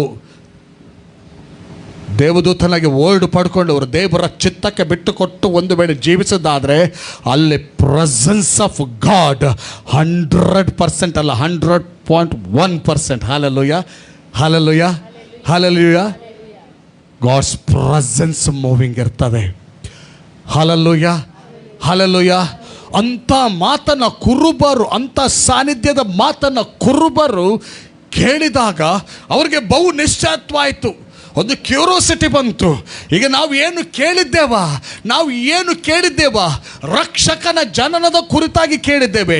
ಎಲ್ಲರಿಗೂ ಸಂತೋಷ ಉಂಟು ಮಾಡುವಂಥ ರಕ್ಷಕನ ಜನನದ ಕುರಿತಾಗಿ ಕೇಳಿದ್ದೇವೆ. ಈಗ ನಾವೇನು ಮಾಡಬೇಕು? ಬೇಗ ಹೋಗಿ ಅವನನ್ನು ಕಂಡುಕೊಳ್ಳಬೇಕು ಎಂಬಂಥ ಒಂದು ತೀರ್ಮಾನ ಮಾಡಿಕೊಳ್ತಾರೆ. ಆ ತೀರ್ಮಾನ ಮಾಡೋದಕ್ಕೆ ಕಾರಣನೇ presence of God. Hallelujah. Without presence of God, ದೇವರ ಪ್ರಸನ್ನತೆ ಇಲ್ಲದೆ ಒಂದು ಜೀವಿತದಲ್ಲಿ ಕನ್ವಿಕ್ಷನ್ ಬರುವುದಿಲ್ಲ. ಒಂದು ಜೀವಿತ ದೇವರ ಬಳಿಗೆ ಬರಲಿಕ್ಕೆ ಆಗುವುದಿಲ್ಲ. Hallelujah, hallelujah. ಅದಕ್ಕೆ ದೇವರ ವಾಕ್ಯ ಹೇಳ್ತಾರೆ, ದೇವರ ರಾಜ್ಯವು ಬರೀ ಬಾಯಿ ಮಾತಿನಲ್ಲಿಲ್ಲ, ಅದು ಶಕ್ತಿಯಲ್ಲಿ ಆಧಾರಗೊಂಡಿದೆ. ಪವರ್ ಮ್ಯಾನಿಫೆಸ್ಟ್ ಆಗ್ತದೆ, ಅಲ್ಲಿ ಒಂದು ವರ್ಕ್ ಆಗ್ತದೆ, ಅಲ್ಲಿ ಒಂದು ಕ್ರಿಯೆ ನಡೀತದೆ. Hallelujah, hallelujah. ಈಗ ನೋಡ್ರಿ, ಆ ಯಹೂದಿಗಳು ಎಷ್ಟೋ ಸಾರಿ ಕುರುಬರಿಗೆ ಹೇಳ್ತಾ ಇದ್ದಿರ್ಬೋದು, ಮಾರ್ರೆ ವರ್ರ ಟೆಂಪಲ್ಗೆ ಬರಲೆ ಮಾರ್ರೆ, ಎಟ್ಲೀಸ್ಟ್ ಪಸ್ಕ ಹಬ್ಬದ ಸ್ಟಾಯ್ ಮಾಡಲ ಬರಲೆ ಮಾರ್ರೆ ಹೇಳಿ ಹೇಳಿ ನೋಡಿ, ಅವರ ಮಾತು ಇವ್ರಿಗೆ ಏನು ಇದು ಮಾಡಲಿಲ್ಲ. ಆದರೆ ಪರಲೋಕದಿಂದ ಬಂದ ಮಾತು, ದೇವ ಸಾನ್ನಿಧ್ಯದಿಂದ ಬಂದ ಮಾತು ಒಬ್ಬ ವ್ಯಕ್ತಿಯನ್ನು ಕ್ರಿಸ್ತನ ಕಡೆಗೆ ತಿರುಗಿಸುವಂಥದ್ದಾಗಿದೆ. Hallelujah, hallelujah. ಜೋರಾಗಿ ಹಾಲೆಲೂಯ ಹೇಳೋಣ. ಹಾಲೆಲೂಯ, ಜೋರಾಗಿ ಹಾಲೆಲೂಯ ಹೇಳೋಣ ಇನ್ನೊಮ್ಮೆ. Hallelujah, glory to God. ಹೀಗೆ ಅವರು ಹೋದಾಗ ಏನಾಯ್ತು ಗೊತ್ತಾ? ಕರ್ತನನ್ನು ಕಂಡುಕೊಂಡಿರ್ತಾರೆ. ಕಂಡುಕೊಂಡ ನಂತರ ಅದು 14th ವರ್ಡು 2ನೇ ಅಧ್ಯಾಯ 14ನೇ ವಚನ, ಅವರು ಹಿಂದಿರುಗಿ ಹೋಗುವಂಥದ್ದು ನೋಡ್ರಿ. 14ನೇ ವಚನದಲ್ಲಿಂದ ಅಥವಾ ಅದು ಮುಂದಿನ ವಚನವ? 13-14ನೇ ವಚನ. 13-14ನೇ ವಚನ ಒಂದು ಹೇಳಲಿಕ್ಕೆ ಇಷ್ಟಪಡ್ತೇನೆ. ಅವರು ಹೋಗ್ತಾರೆ. ಹೋಗಿ 12ನೇ ವಚನ, ನಿಮಗೆ ಗೊತ್ತಾಗುವುದಕ್ಕೆ ಗುರುತೇನೆಂದರೆ 12, 13, 14 ಗುರುತೇನೆಂದರೆ, ಬಟ್ಟೆಯಿಂದ ಸುತ್ತಿರುವ ಒಂದು ಕೂಸು ಗೋದಲಿಯಲ್ಲಿ ಮಲಗಿರುವುದನ್ನು ಕಾಣುವಿರಿ ಎಂದು ಹೇಳಿದನು. ಪಕ್ಕನೆ ಆ ದೂತನ ಸಂಗಡ ಪರಲೋಕ ಸೈನ್ಯದವರ ಒಂದು ದೊಡ್ಡ ಗುಂಪು ಕಾಣಿಸಿಕೊಂಡು, ಮೇಲಿನ ಲೋಕದಲ್ಲಿ ದೇವರಿಗೆ ಮಹಿಮೆ, ಭೂಲೋಕದಲ್ಲಿ ಮನುಷ್ಯರೊಳಗೆ ಸಮಾಧಾನ, ದೇವರವರಿಗೆ ಒಳಿತಾನೆ. ಅವರು ಹೋದ ವಿಷಯಕ್ಕೆ ಹೇಳೋದಕ್ಕಿಂತ ಮುಂಚೆ ಇನ್ನೊಂದು ಸಂಗತಿ ಹೇಳ್ತಾನೆ. ದೇವದೂತರು ಹೇಳಿ, ಹಲಲುಯ, ಹೇಳಿದ್ದರಷ್ಟೇ ಇನ್ನೂ ಕೂಡ ಕೆಲವು ದೂತರು ಏನಾದ್ರಂತೆ ಅಲ್ಲಿ. ಹೌದಾ? 14ನೇ ವಚನ 13ನೇ ವಚನ ಹೇಳಿದನು, ಪಕ್ಕನೆ ಆ ದೂತನ ಸಂಗಡ ಪರಲೋಕ ಸೈನ್ಯದವರ ದೊಡ್ಡ ಗುಂಪು ಕಾಣಿಸಿಕೊಂಡು, ಕೂಡಲೇ ಒಬ್ಬ ದೇವದೂತ ಬಂದು ಮೆಸೇಜ್ ಕೊಡುತ್ತಿದ್ದಾಗೆ ಇನ್ನೂ ಕೂಡ ಪರಲೋಕದ ಸೈನ್ಯದ ದೊಡ್ಡ ಗುಂಪು ಆ ಸ್ಥಳಕ್ಕೆ ಬಂತು. ಎಕ್ಸೈಟ್ ಆಗಿದೆ ಆ ದೊಡ್ಡ ಗುಂಪು, ಎಕ್ಸೈಟ್ಮೆಂಟ್ ಇಂದ ತುಂಬಿದ್ದಾರೆ, ಉತ್ಸಾಹ ಭರಿತರಾಗಿದ್ದಾರೆ. ಹಾಲೆಲೂಯ. ಹಾಗಾದರೆ ಪರಲೋಕ ದೇವರ ಚಿತ್ತವನ್ನು ನೆರವೇರಿಸುವ ಪರಾಕ್ರಮಶಾಲಿಗಳು ಕೂಡ ಎಷ್ಟು ನಿರೀಕ್ಷೆಯಲ್ಲಿದ್ದಾರೆ ದೇವರ ಮಾತಿಗೋಸ್ಕರ, ದೇವರ ಚಿತ್ತ ನೆರವೇರುವುದಕ್ಕೋಸ್ಕರ. ನೋಡ್ರಿ, ಪರಲೋಕದ ದೊಡ್ಡ ಗುಂಪು ಬಂದು ಈಗ ಎಕ್ಸೈಟ್ಮೆಂಟಿನ ತುಂಬಲ್ಪಟ್ಟು ಅವರು ಏನು ಹೇಳ್ತಾ ಇದ್ದಾರೆ ಗೊತ್ತಾ? ಮೇಲನ ಲೋಕದಲ್ಲಿ ದೇವರನ್ನು ಕೊಂಡಾಡ್ತಾ ಇದ್ದಾರೆ. ದೇವರ ಒಂದು ಕಾರ್ಯ, ರಕ್ಷಕನನ್ನ ಭೂಲೋಕಕ್ಕೆ ಕಳಿಸುವಂಥ ದೇವರ ಕಾರ್ಯದ ನ್ಯೂಸನ್ನು ಅವರು ಮೇಲಿದ್ದಾಗಲೇ ಕೆಳಗೆ ಹೇಳುತ್ತಿರುವಾಗ, ದೇವರ ಚಿತ್ತ ಪ್ರಕಟಿಸಲ್ಪಡುವಾಗ ಮೇಲಿನಿಂದಲೇ ಕೇಳಿಸಿಕೊಂಡು ಖುಷಿಯಾಗಿ ಡಮ್ ಅಂತ ಬಂದು ದೇವರನ್ನ ಕೊಂಡಾಡ್ತಾ ಇದ್ದಾರೆ. ಇವತ್ತು ಕೂಡ ಎಲ್ಲ ಒಂದು ಬೇಜಾರದ ವಿಚಾರ. ಎಲ್ಲ ಕಡೆ ಕ್ರಿಸ್ತು ಜನಿಸಿ ಬಂದಂಥ ಸಂದೇಶ ಕೇಳ್ತಾ ಉಂಟು. ಎಷ್ಟು ಜನ ಯಾವ ರೀತಿ ಎಕ್ಸೈಟ್ಮೆಂಟ್ನಲ್ಲಿದ್ದಾರೆ ಗೊತ್ತಿಲ್ಲ. ಎಷ್ಟೋ ಜನ ಕುಡಿದು ಮತ್ತರಾಗಿ ಡ್ಯಾನ್ಸ್ ಮಾಡುವಂಥ ಎಕ್ಸೈಟ್ಮೆಂಟ್. ಇನ್ನು ಎಷ್ಟೋ ಜನರು ಲೌಕಿಕ ರೀತಿಯಲ್ಲಿ ಎಂಜಾಯ್ ಮಾಡುವಂಥ ಎಕ್ಸೈಟ್ಮೆಂಟ್. ಪಾರ್ಟಿ ಫಂಕ್ಷನ್ಗಳಿಗಾಗಿ ತವಕ ಪಡುವಂಥ ಎಕ್ಸೈಟ್ಮೆಂಟ್. ಬಟ್ ಪರಲೋಕ ನನಗೆ ನಿಮಗೆ ಹಾಗೆ ರೀತಿ ಕಳಿಸ್ತಾ ಇಲ್ಲ. ಹೆವೆನ್ ಕಲಿಸುವುದು ದೇವರಿಗೆ ಕೃತಜ್ಞತೆಯನ್ನು ಸಲ್ಲಿಸಬೇಕು. ಆ ಎಕ್ಸೈಟ್ಮೆಂಟ್ನಿಂದ ಇವತ್ತು ಸಂತೋಷದ ದಿನ ಇಡೀ ಭೂಲೋಕದ ಎಲ್ಲ ಕುಲಕ್ಕೆ, ಅವನಿಗೆ ಇವನಿಗೆ ಅಂತಲ್ಲ, ಅದನ್ನು ಕೂಡ ನಾನು ಮುಂದೆ ಹೇಳ್ತೇನೆ ನೋಡ್ರಿ. ಎಲ್ಲರಿಗೆ ಸಂತೋಷ ತಂದಂಥ ಸಂಗತಿ. ಹಾಲೆಲೂಯ. ಇವತ್ತು ಎಕ್ಸೈಟ್ಮೆಂಟ್ ಪಡಬೇಕು ದೇವರನ್ನು ಸ್ತುತಿಸಿ ಕೊಂಡಾಡೋದ್ರಲ್ಲಿ. ಹಾಲೆಲೂಯ. ಅವರು ಏನು ಹೇಳ್ತಾರೆ, ಅವರ ಮಾತನ್ನು ಹೇಳಿ ಇನ್ನೊಂದು ಸಂಗತಿ ನಿಮಗೆ ಹೇಳಲಿಕ್ಕೆ ಇಷ್ಟಪಡ್ತೇನೆ. ಬೇಗ ಓದೋಣದು. ಮೇಲೆಲ್ಲ ಲೋಕದಲ್ಲಿ ದೇವರಿಗೆ ಮಹಿಮೆ, ಭೂಲೋಕದಲ್ಲಿ ಮನುಷ್ಯರೊಳಗೆ ಸಮಾಧಾನ, ದೇವರು ಅವರಿಗೆ ಒಲಿಯುತ್ತಾನೆ ಎಂದು. ಅರ್ಥ ಆಗ್ತಾ ಉಂಟಾ? ತಂದೆಗೆ ಮಹಿಮೆ, ಭೂಲೋಕದಲ್ಲಿ ಕ್ರಿಸ್ತನ ಜನರಿಂದ ಮನುಷ್ಯರೊಳಗೆ ಒಂದು ಪೀಸ್ ಬರ್ತಾ ಉಂಟು, ಸಮಾಧಾನ ಬರ್ತಾ ಉಂಟು. ಮನುಷ್ಯರನ್ನ ದೇವರೊಂದಿಗೆ ಸಮಾಧಾನ, ಮತ್ತು ಮನುಷ್ಯ ಜಾತಿ ಧರ್ಮ ಮತ ಭೇದದಲ್ಲಿದ್ದಂಥ ಮನುಷ್ಯ ಕ್ರಿಸ್ತನ ಮೂಲಕ ಒಂದು ಸಮಾಧಾನಕ್ಕೆ ಬರುವಂಥ ಒಂದು ಸಂದರ್ಭ ಕ್ರಿಸ್ತನ ಜನನ. Hallelujah, hallelujah, hallelujah. ಸಂತೋಷದ ಸಂದರ್ಭ ಇದು. ಹಾಲೆಲೂಯ. ಅವರು ಖುಷಿಯಾಗಿ ದೇವರನ್ನು ಕೊಂಡಾಡಿ ಟ್ರುತ್ತನ್ನು ರಿಲೀಸ್ ಮಾಡ್ತಾ ಇದ್ದಾರೆ, ಮನುಷ್ಯರೊಳಗೆ ಸಮಾಧಾನ ಎಂಬುದಾಗಿ. ಹಾಲೆಲೂಯ. ದೇವರನ್ನು ಬಿಟ್ಟು ಮನುಷ್ಯ ಸಮಾಧಾನವನ್ನು ಕಳೆದುಕೊಂಡಿದ್ದ ಪ್ರಿಯರೇ, ಈಗ ಕ್ರಿಸ್ತನ ಮೂಲಕ ದೇವರನ್ನು ಸೇರಲಿಕ್ಕೆ ಒಂದು ಭಾಗ್ಯ, ಸಮಾಧಾನ ಹೊಂದಲಿಕ್ಕೆ ಭಾಗ್ಯ. ಅಷ್ಟು ಮಾತ್ರ ಅಲ್ಲ, ಮನುಷ್ಯ ಈ ಲೋಕದಲ್ಲಿ ಬೆಳೆದು ಹಬ್ಬಿ ಹರಡಿ ಜಾತಿ ಜನಾಂಗಗಳನ್ನು ಮಾಡಿಕೊಂಡು ಭೇದ ಭಾವ ಮಾಡಿಕೊಂಡು ಮೇಲ್ಜಾತಿ ಕೆಳಜಾತಿ, ಮೇಲ್ಪಂಥ ಕೆಳಪಂಥ ಅಂತ ಮಾಡಿಕೊಂಡಿದ್ದಾನೆ. ಆದರೆ ನಿಮಗೊಂದು ವಿಷಯ ಹೇಳ್ತೇನೆ, ಬೈಬಲ್ ಏನು ಹೇಳ್ತದೆ? ಮೇಲ್ಜಾತಿಯನ್ನು ತೋರಿಸ್ತದ, ಕೆಳ ಜಾತಿಯನ್ನು ತೋರಿಸ್ತದ. ತೆಗಿರಿ ದೇವರ ವಾಕ್ಯ, ಒಂದು ಅಪೊಸ್ತಲರ ಕೃತ್ಯದಲ್ಲಿ ನಾನು ನಿಮಗೆ 10ನೇ ಅಧ್ಯಾಯದಲ್ಲಿ, ಅವರು ಕೊರಗರು, ಅವರು ಆ ಜನರು, ನಾವು ಈ ಜನರು ಉಂಟಾ?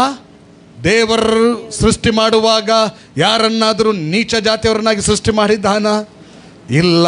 ನೋಡ್ರಿ, 10ನೇ ಅಧ್ಯಾಯದಲ್ಲಿ ಪೇತ್ರನಿಗೆ ಆಗುವಂಥ ದರ್ಶನದಲ್ಲಿ 13ನೇ ವಚನದಿಂದ ಓದ್ತಾ ಹೋಗಿ,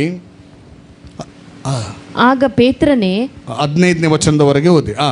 ಎದ್ದು ಕೊಯ್ದು ತಿನ್ನು ಎಂದು ಅವನಿಗೆ ಒಂದು ವಾಣಿ ಕೇಳಿಸಿತು.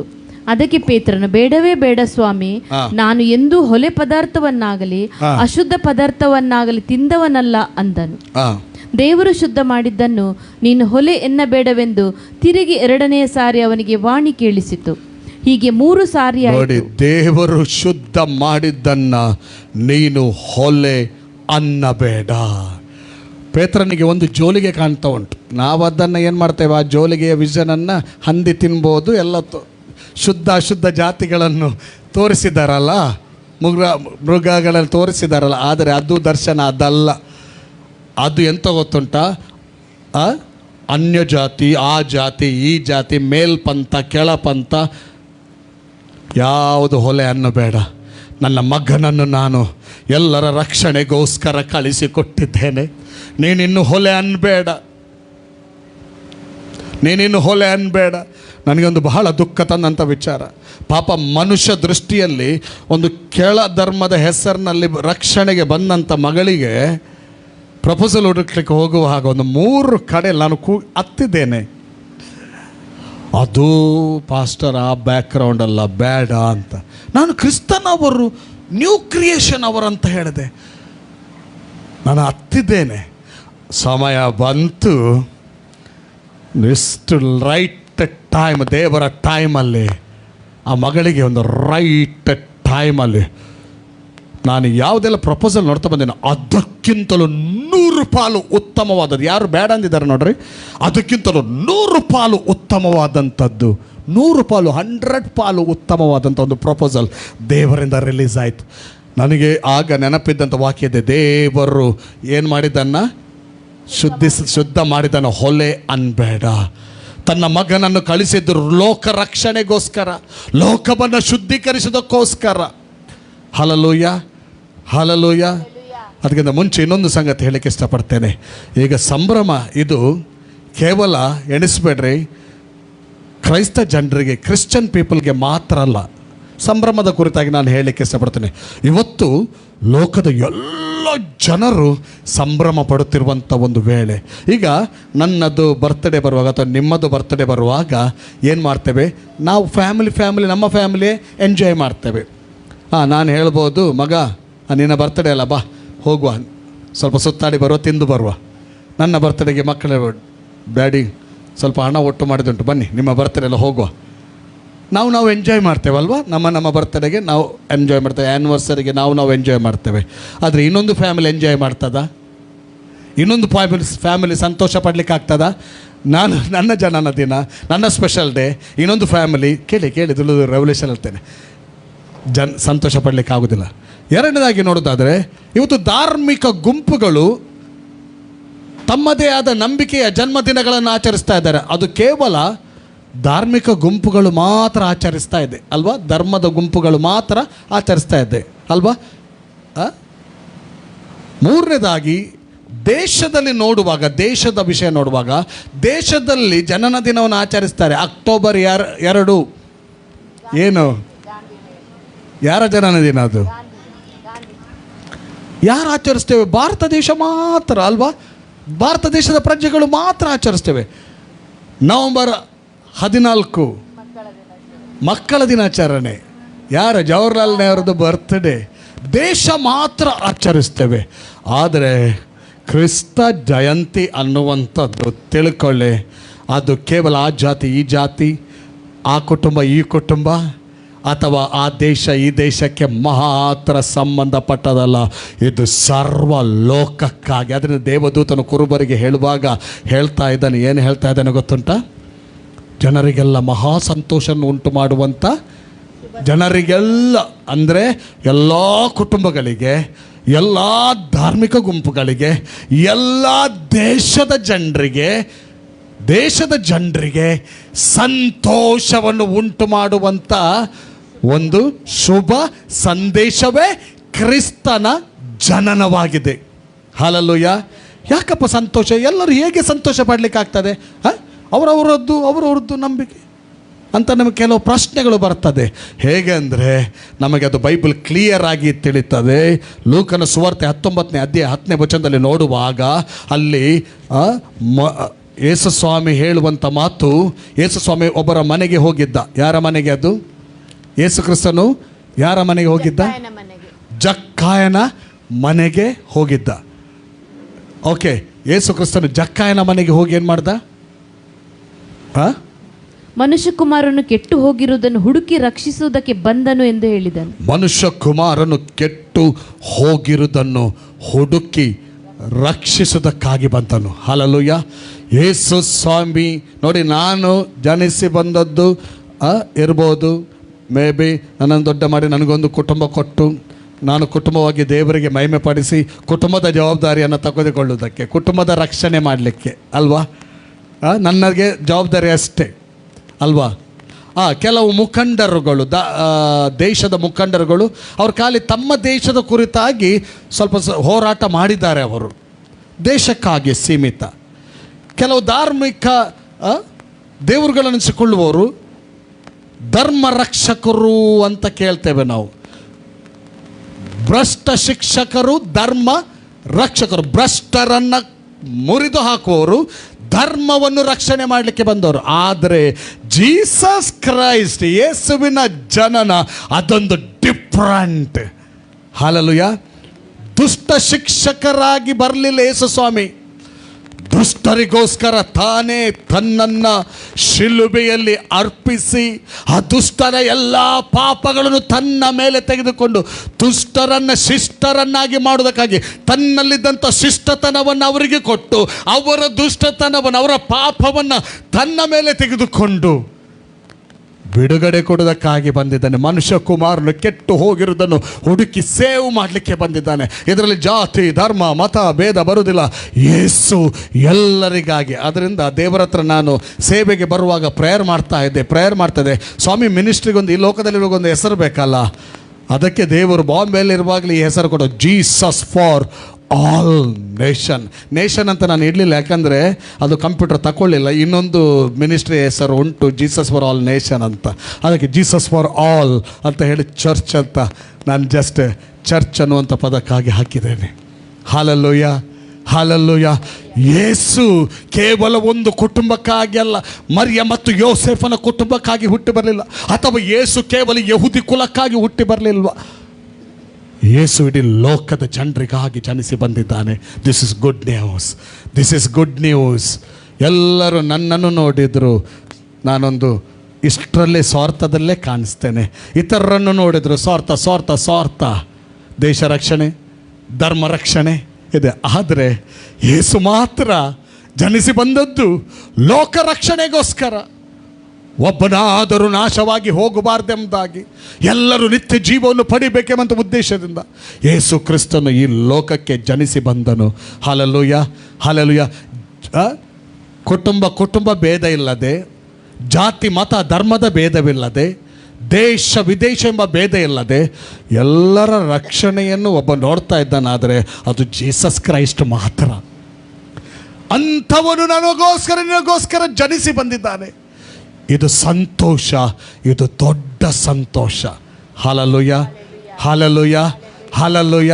ಬೈಬಲ್ ಹೇಳ್ತದೆ, ಯೋಹಾನ ಸುವಾರ್ತೆ 1:12 ಹೇಳ್ತದೆ, ಯಾರ್ಯಾರು ಆತನನ್ನು ಅಂಗೀಕಾರ ಮಾಡಿದರು, ಅಂದರೆ ಆತನ ಹೆಸರಿನಲ್ಲಿ ನಂಬಿಕೆ ಇಟ್ಟರು, ಅವರಿಗೆ ದೇವರ ಮಕ್ಕಳಾಗುವ ಅಧಿಕಾರ. ಹಾಲೆಲೂಯ. ಕುರುಬರಿಗೆ ದೇವದೂತರು ತೋರಿಸಿಕೊಂಡರು. ಅವರು ಹೋಗಿ ಕುರುಬರು ಯೇಸುವನ್ನು ಕಂಡುಕೊಂಡು ಸಂತೋಷದಿಂದ ಖುಷಿಯಿಂದ ಹಿಂದೆ ಬಂದರು. ಆ ನಂತರ ಇನ್ನೊಂದು ಗುಂಪು ಹೋಗ್ತುಂಟು. ಆ ಗುಂಪು ಯಾರು? ಜೋಯ್ಸರ ಗುಂಪು. ಜೋಯ್ಸರು ಯೇಸುವಿನ ಬಳಿಗೆ ಬರುವಾಗ ಸರಿಸುಮಾರು 2 ವರ್ಷ ಆಗಿದೆ. ಕುರುಬರು ಅದೇ ದಿವಸ ಹೋಗಿದ್ದಾರೆ. ಇದರಲ್ಲಿ ಒಂದು ರೆವಲ್ಯೂಷನ್ ನಿಮಗೆ ಹೇಳ್ತೇನೆ. ಒಂದು ಕಡೆ ಕುರುಬರ ಗುಂಪು ಹೋಗಿ ಆತನನ್ನು ಆರಾಧಿಸಿ ಕಂಡುಕೊಂಡು ಆರಾಧಿಸ್ತಾ ಇದ್ದಾರೆ. ಕ್ರಿಸ್ತನನ್ನು ಕಂಡುಕೊಳ್ಳದೆ ಆರಾಧಿಸುವುದು ಅದು ಎಷ್ಟಕ್ಕೆ ಮತ್ತು ಅಷ್ಟೇ. ಕ್ರಿಸ್ತನನ್ನು ಕಂಡುಕೊಂಡು ಆರಾಧಿಸುವುದು ಅದರ ಅರ್ಥ ಏನು ಗೊತ್ತುಂಟ? ಕ್ರಿಸ್ತನನ್ನು ಕಂಡುಕೊಳ್ಳುವುದಂದರೆ ಯೇಸು ಯಾರು, ಯಾತಕ್ಕೋಸ್ಕರ ಈ ಲೋಕಕ್ಕೆ ಬಂದಿದ್ದಾರೆ, ಅವರು ನನ್ನ ಪಾಪಗಳ ಪರಿಹಾರಕ್ಕೋಸ್ಕರ, ನನ್ನನ್ನು ಪಾಪದಿಂದ ಬಿಡಿಸಿ ನಿತ್ಯತ್ವಕ್ಕೆ ಸೇರಿಸೋಕ್ಕೋಸ್ಕರ ಈ ಲೋಕಕ್ಕೆ ಬಂದಿದ್ದಾರೆ ಎಂಬಂಥ ಸಂಗತಿಯನ್ನು ಕಂಡುಕೊಳ್ಳುವುದೇ ಯೇಸುವನ್ನು ಕಂಡುಕೊಳ್ಳುವುದು. ಕುರುಬರು ಕಂಡುಕೊಂಡು ಬಂದರು, ಕಂಡುಕೊಂಡು ಆರಾಧಿಸಿದರು. ಎಲ್ಲಿ ಯೇಸುವನ್ನು ಕಂಡುಕೊಳ್ತಾರೋ, ಯೇಸು ಸಿಗ್ತಾನೋ ಅಲ್ಲಿಯ ಆರಾಧನೆ ಅದೊಂದು ಸ್ಪೆಷಲ್ ಆರಾಧನೆ ಇರ್ತಾರೆ. ಅಂಥ ಜೀವಿತದ ಆರಾಧನೆ ಯೇಸುವನ್ನು ಅಂಗೀಕಾರ ಮಾಡಿ. ಅಲ್ಲಿ 1:12 ಏನು ಹೇಳ್ತಾರೆ? ಯಾರ್ಯಾರು ಆತನನ್ನು ಅಂಗೀಕಾರ ಮಾಡಿದರು ಅಂದರೆ ಆತನ ಯೋಹಾನ ಸುವಾರ್ತೆಯಲ್ಲಿ 1:12 ಆತನ ಹೆಸರಿನಲ್ಲಿ ನಂಬಿಕೆ ಇಟ್ಟರು, ಅವರಿಗೆ ದೇವರ ಮಕ್ಕಳಾಗುವ ಅಧಿಕಾರ ಕೊಟ್ಟನು. ಹಾಲೆಲೂಯ. ಇವರು ಕಂಡುಕೊಂಡ್ರು, ನಂತರ ದೇವರನ್ನು ಆರಾಧಿಸಿದರು. ಕಂಡುಕೊಂಡು ಆರಾಧಿಸುವುದೇ ಬೇರೆ, ಕ್ರಿಸ್ತನನ್ನು ಕಾಣದೆ ಕಂಡುಕೊಳ್ಳದೆ ಆರಾಧಿಸೋದು ಬೇರೆ. ಇವತ್ತು ಕ್ರಿಶ್ಚಿಯನ್ ಕಮ್ಯುನಿಟಿ 2 ವಿಧದ ಗುಂಪುಗಳನ್ನು ಕಾಣ್ಬೋದು. ಒಂದು, ಈ ಕುರುಬರ ಹಾಗೆ ಕಂಡುಕೊಂಡು ಜೀಸಸ್ ಕ್ರೈಸ್ಟನ್ನು ಪರ್ಸನಲ್ ಸೇವಿಯರ್ ಆಗಿ ಆಕ್ಸೆಪ್ಟ್ ಮಾಡಿಕೊಂಡು ಕಂಡುಕೊಂಡು ಆರಾಧಿಸೋದು. ಹಾಲೆಲೂಯ. ಅವರು ಕಂಡುಕೊಳ್ಳಿಕ್ಕೆ ಕಾರಣ ಏನು ಗೊತ್ತು? ಅವ್ರಿಗೆ ಆಲ್ರೆಡಿ ಮೆಸೇಜ್ ಬಂದಿದೆ, ಪರಲೋಕದ ಮೆಸೇಜ್ ಬಂದಿದೆ. ಒಬ್ಬ ಲೋಕ ರಕ್ಷಕನು, ಜನರಿಗೆಲ್ಲ ಸಂತೋಷ ಉಂಟು ಮಾಡುವ ಆತನು ಜನಿಸಿದ್ದಾನೆ. ಅವರಿಗೆ ಓಪನ್ ಆಗಿದೆ, ಆತನನ್ನು ಕಂಡುಕೊಳ್ತಾ ಇದ್ದಾರೆ, ರಿಸೀವ್ ಮಾಡ್ತಾರೆ ಆತನನ್ನು ನನ್ನ ರಕ್ಷಕನು ಎಂಬುದಾಗಿ. ಹಾಲೆಲೂಯ. ನಂತರದ ಆರಾಧನೆ ಅವರ ಭಾಳ ವಿಶೇಷವಾದ ಆರಾಧನೆ. ಸಂತೋಷದಿಂದ ಹೊರಟು ಹೋಗ್ತಾರೆ. 2 ವರ್ಷದ ನಂತರ ಯಾರು ಬರ್ತಾ ಇದ್ದಾರೆ? ಜೋಯ್ಸರು ಬರ್ತಾ ಇದ್ದಾರೆ. ಜೋಯ್ಸರ್ ಹೇಗೆ ಬಂದರು ಗೊತ್ತುಂಟ? ಜೋಯ್ಸರ್ ಬರಲಿಕ್ಕೆ 2 ವರ್ಷ ಆಗಿತ್ತು. ಜೋಯ್ಸರ್ಗೆ ಯೇಸು ಹುಟ್ಟಿದ ದಿನದಲ್ಲಿ ಏನಾಗಿದೆ ಗೊತ್ತುಂಟ? ಒಂದು ಸ್ಟಾರ್ ಕಂಡಿದೆ. ಜೋಯ್ಸರ್ ಅಂದರೆ ಕಣಿ ಹೇಳುವವರಂತಲ್ಲ, ಅವರು ಮೂಡಣ ದೇಶದ ಅಜ್ಞಾನಿಗಳು. ಅವರು ಎಂತ ಹೇಳ್ತಾರೆ? ಗಗನ, ಆಕಾಶವನ್ನು ನೋಡಿ, ಅದಕ್ಕೆ ಇನ್ನೊಂದು ವರ್ಡ್ ಯೂಸ್ ಮಾಡ್ತಾರೆ,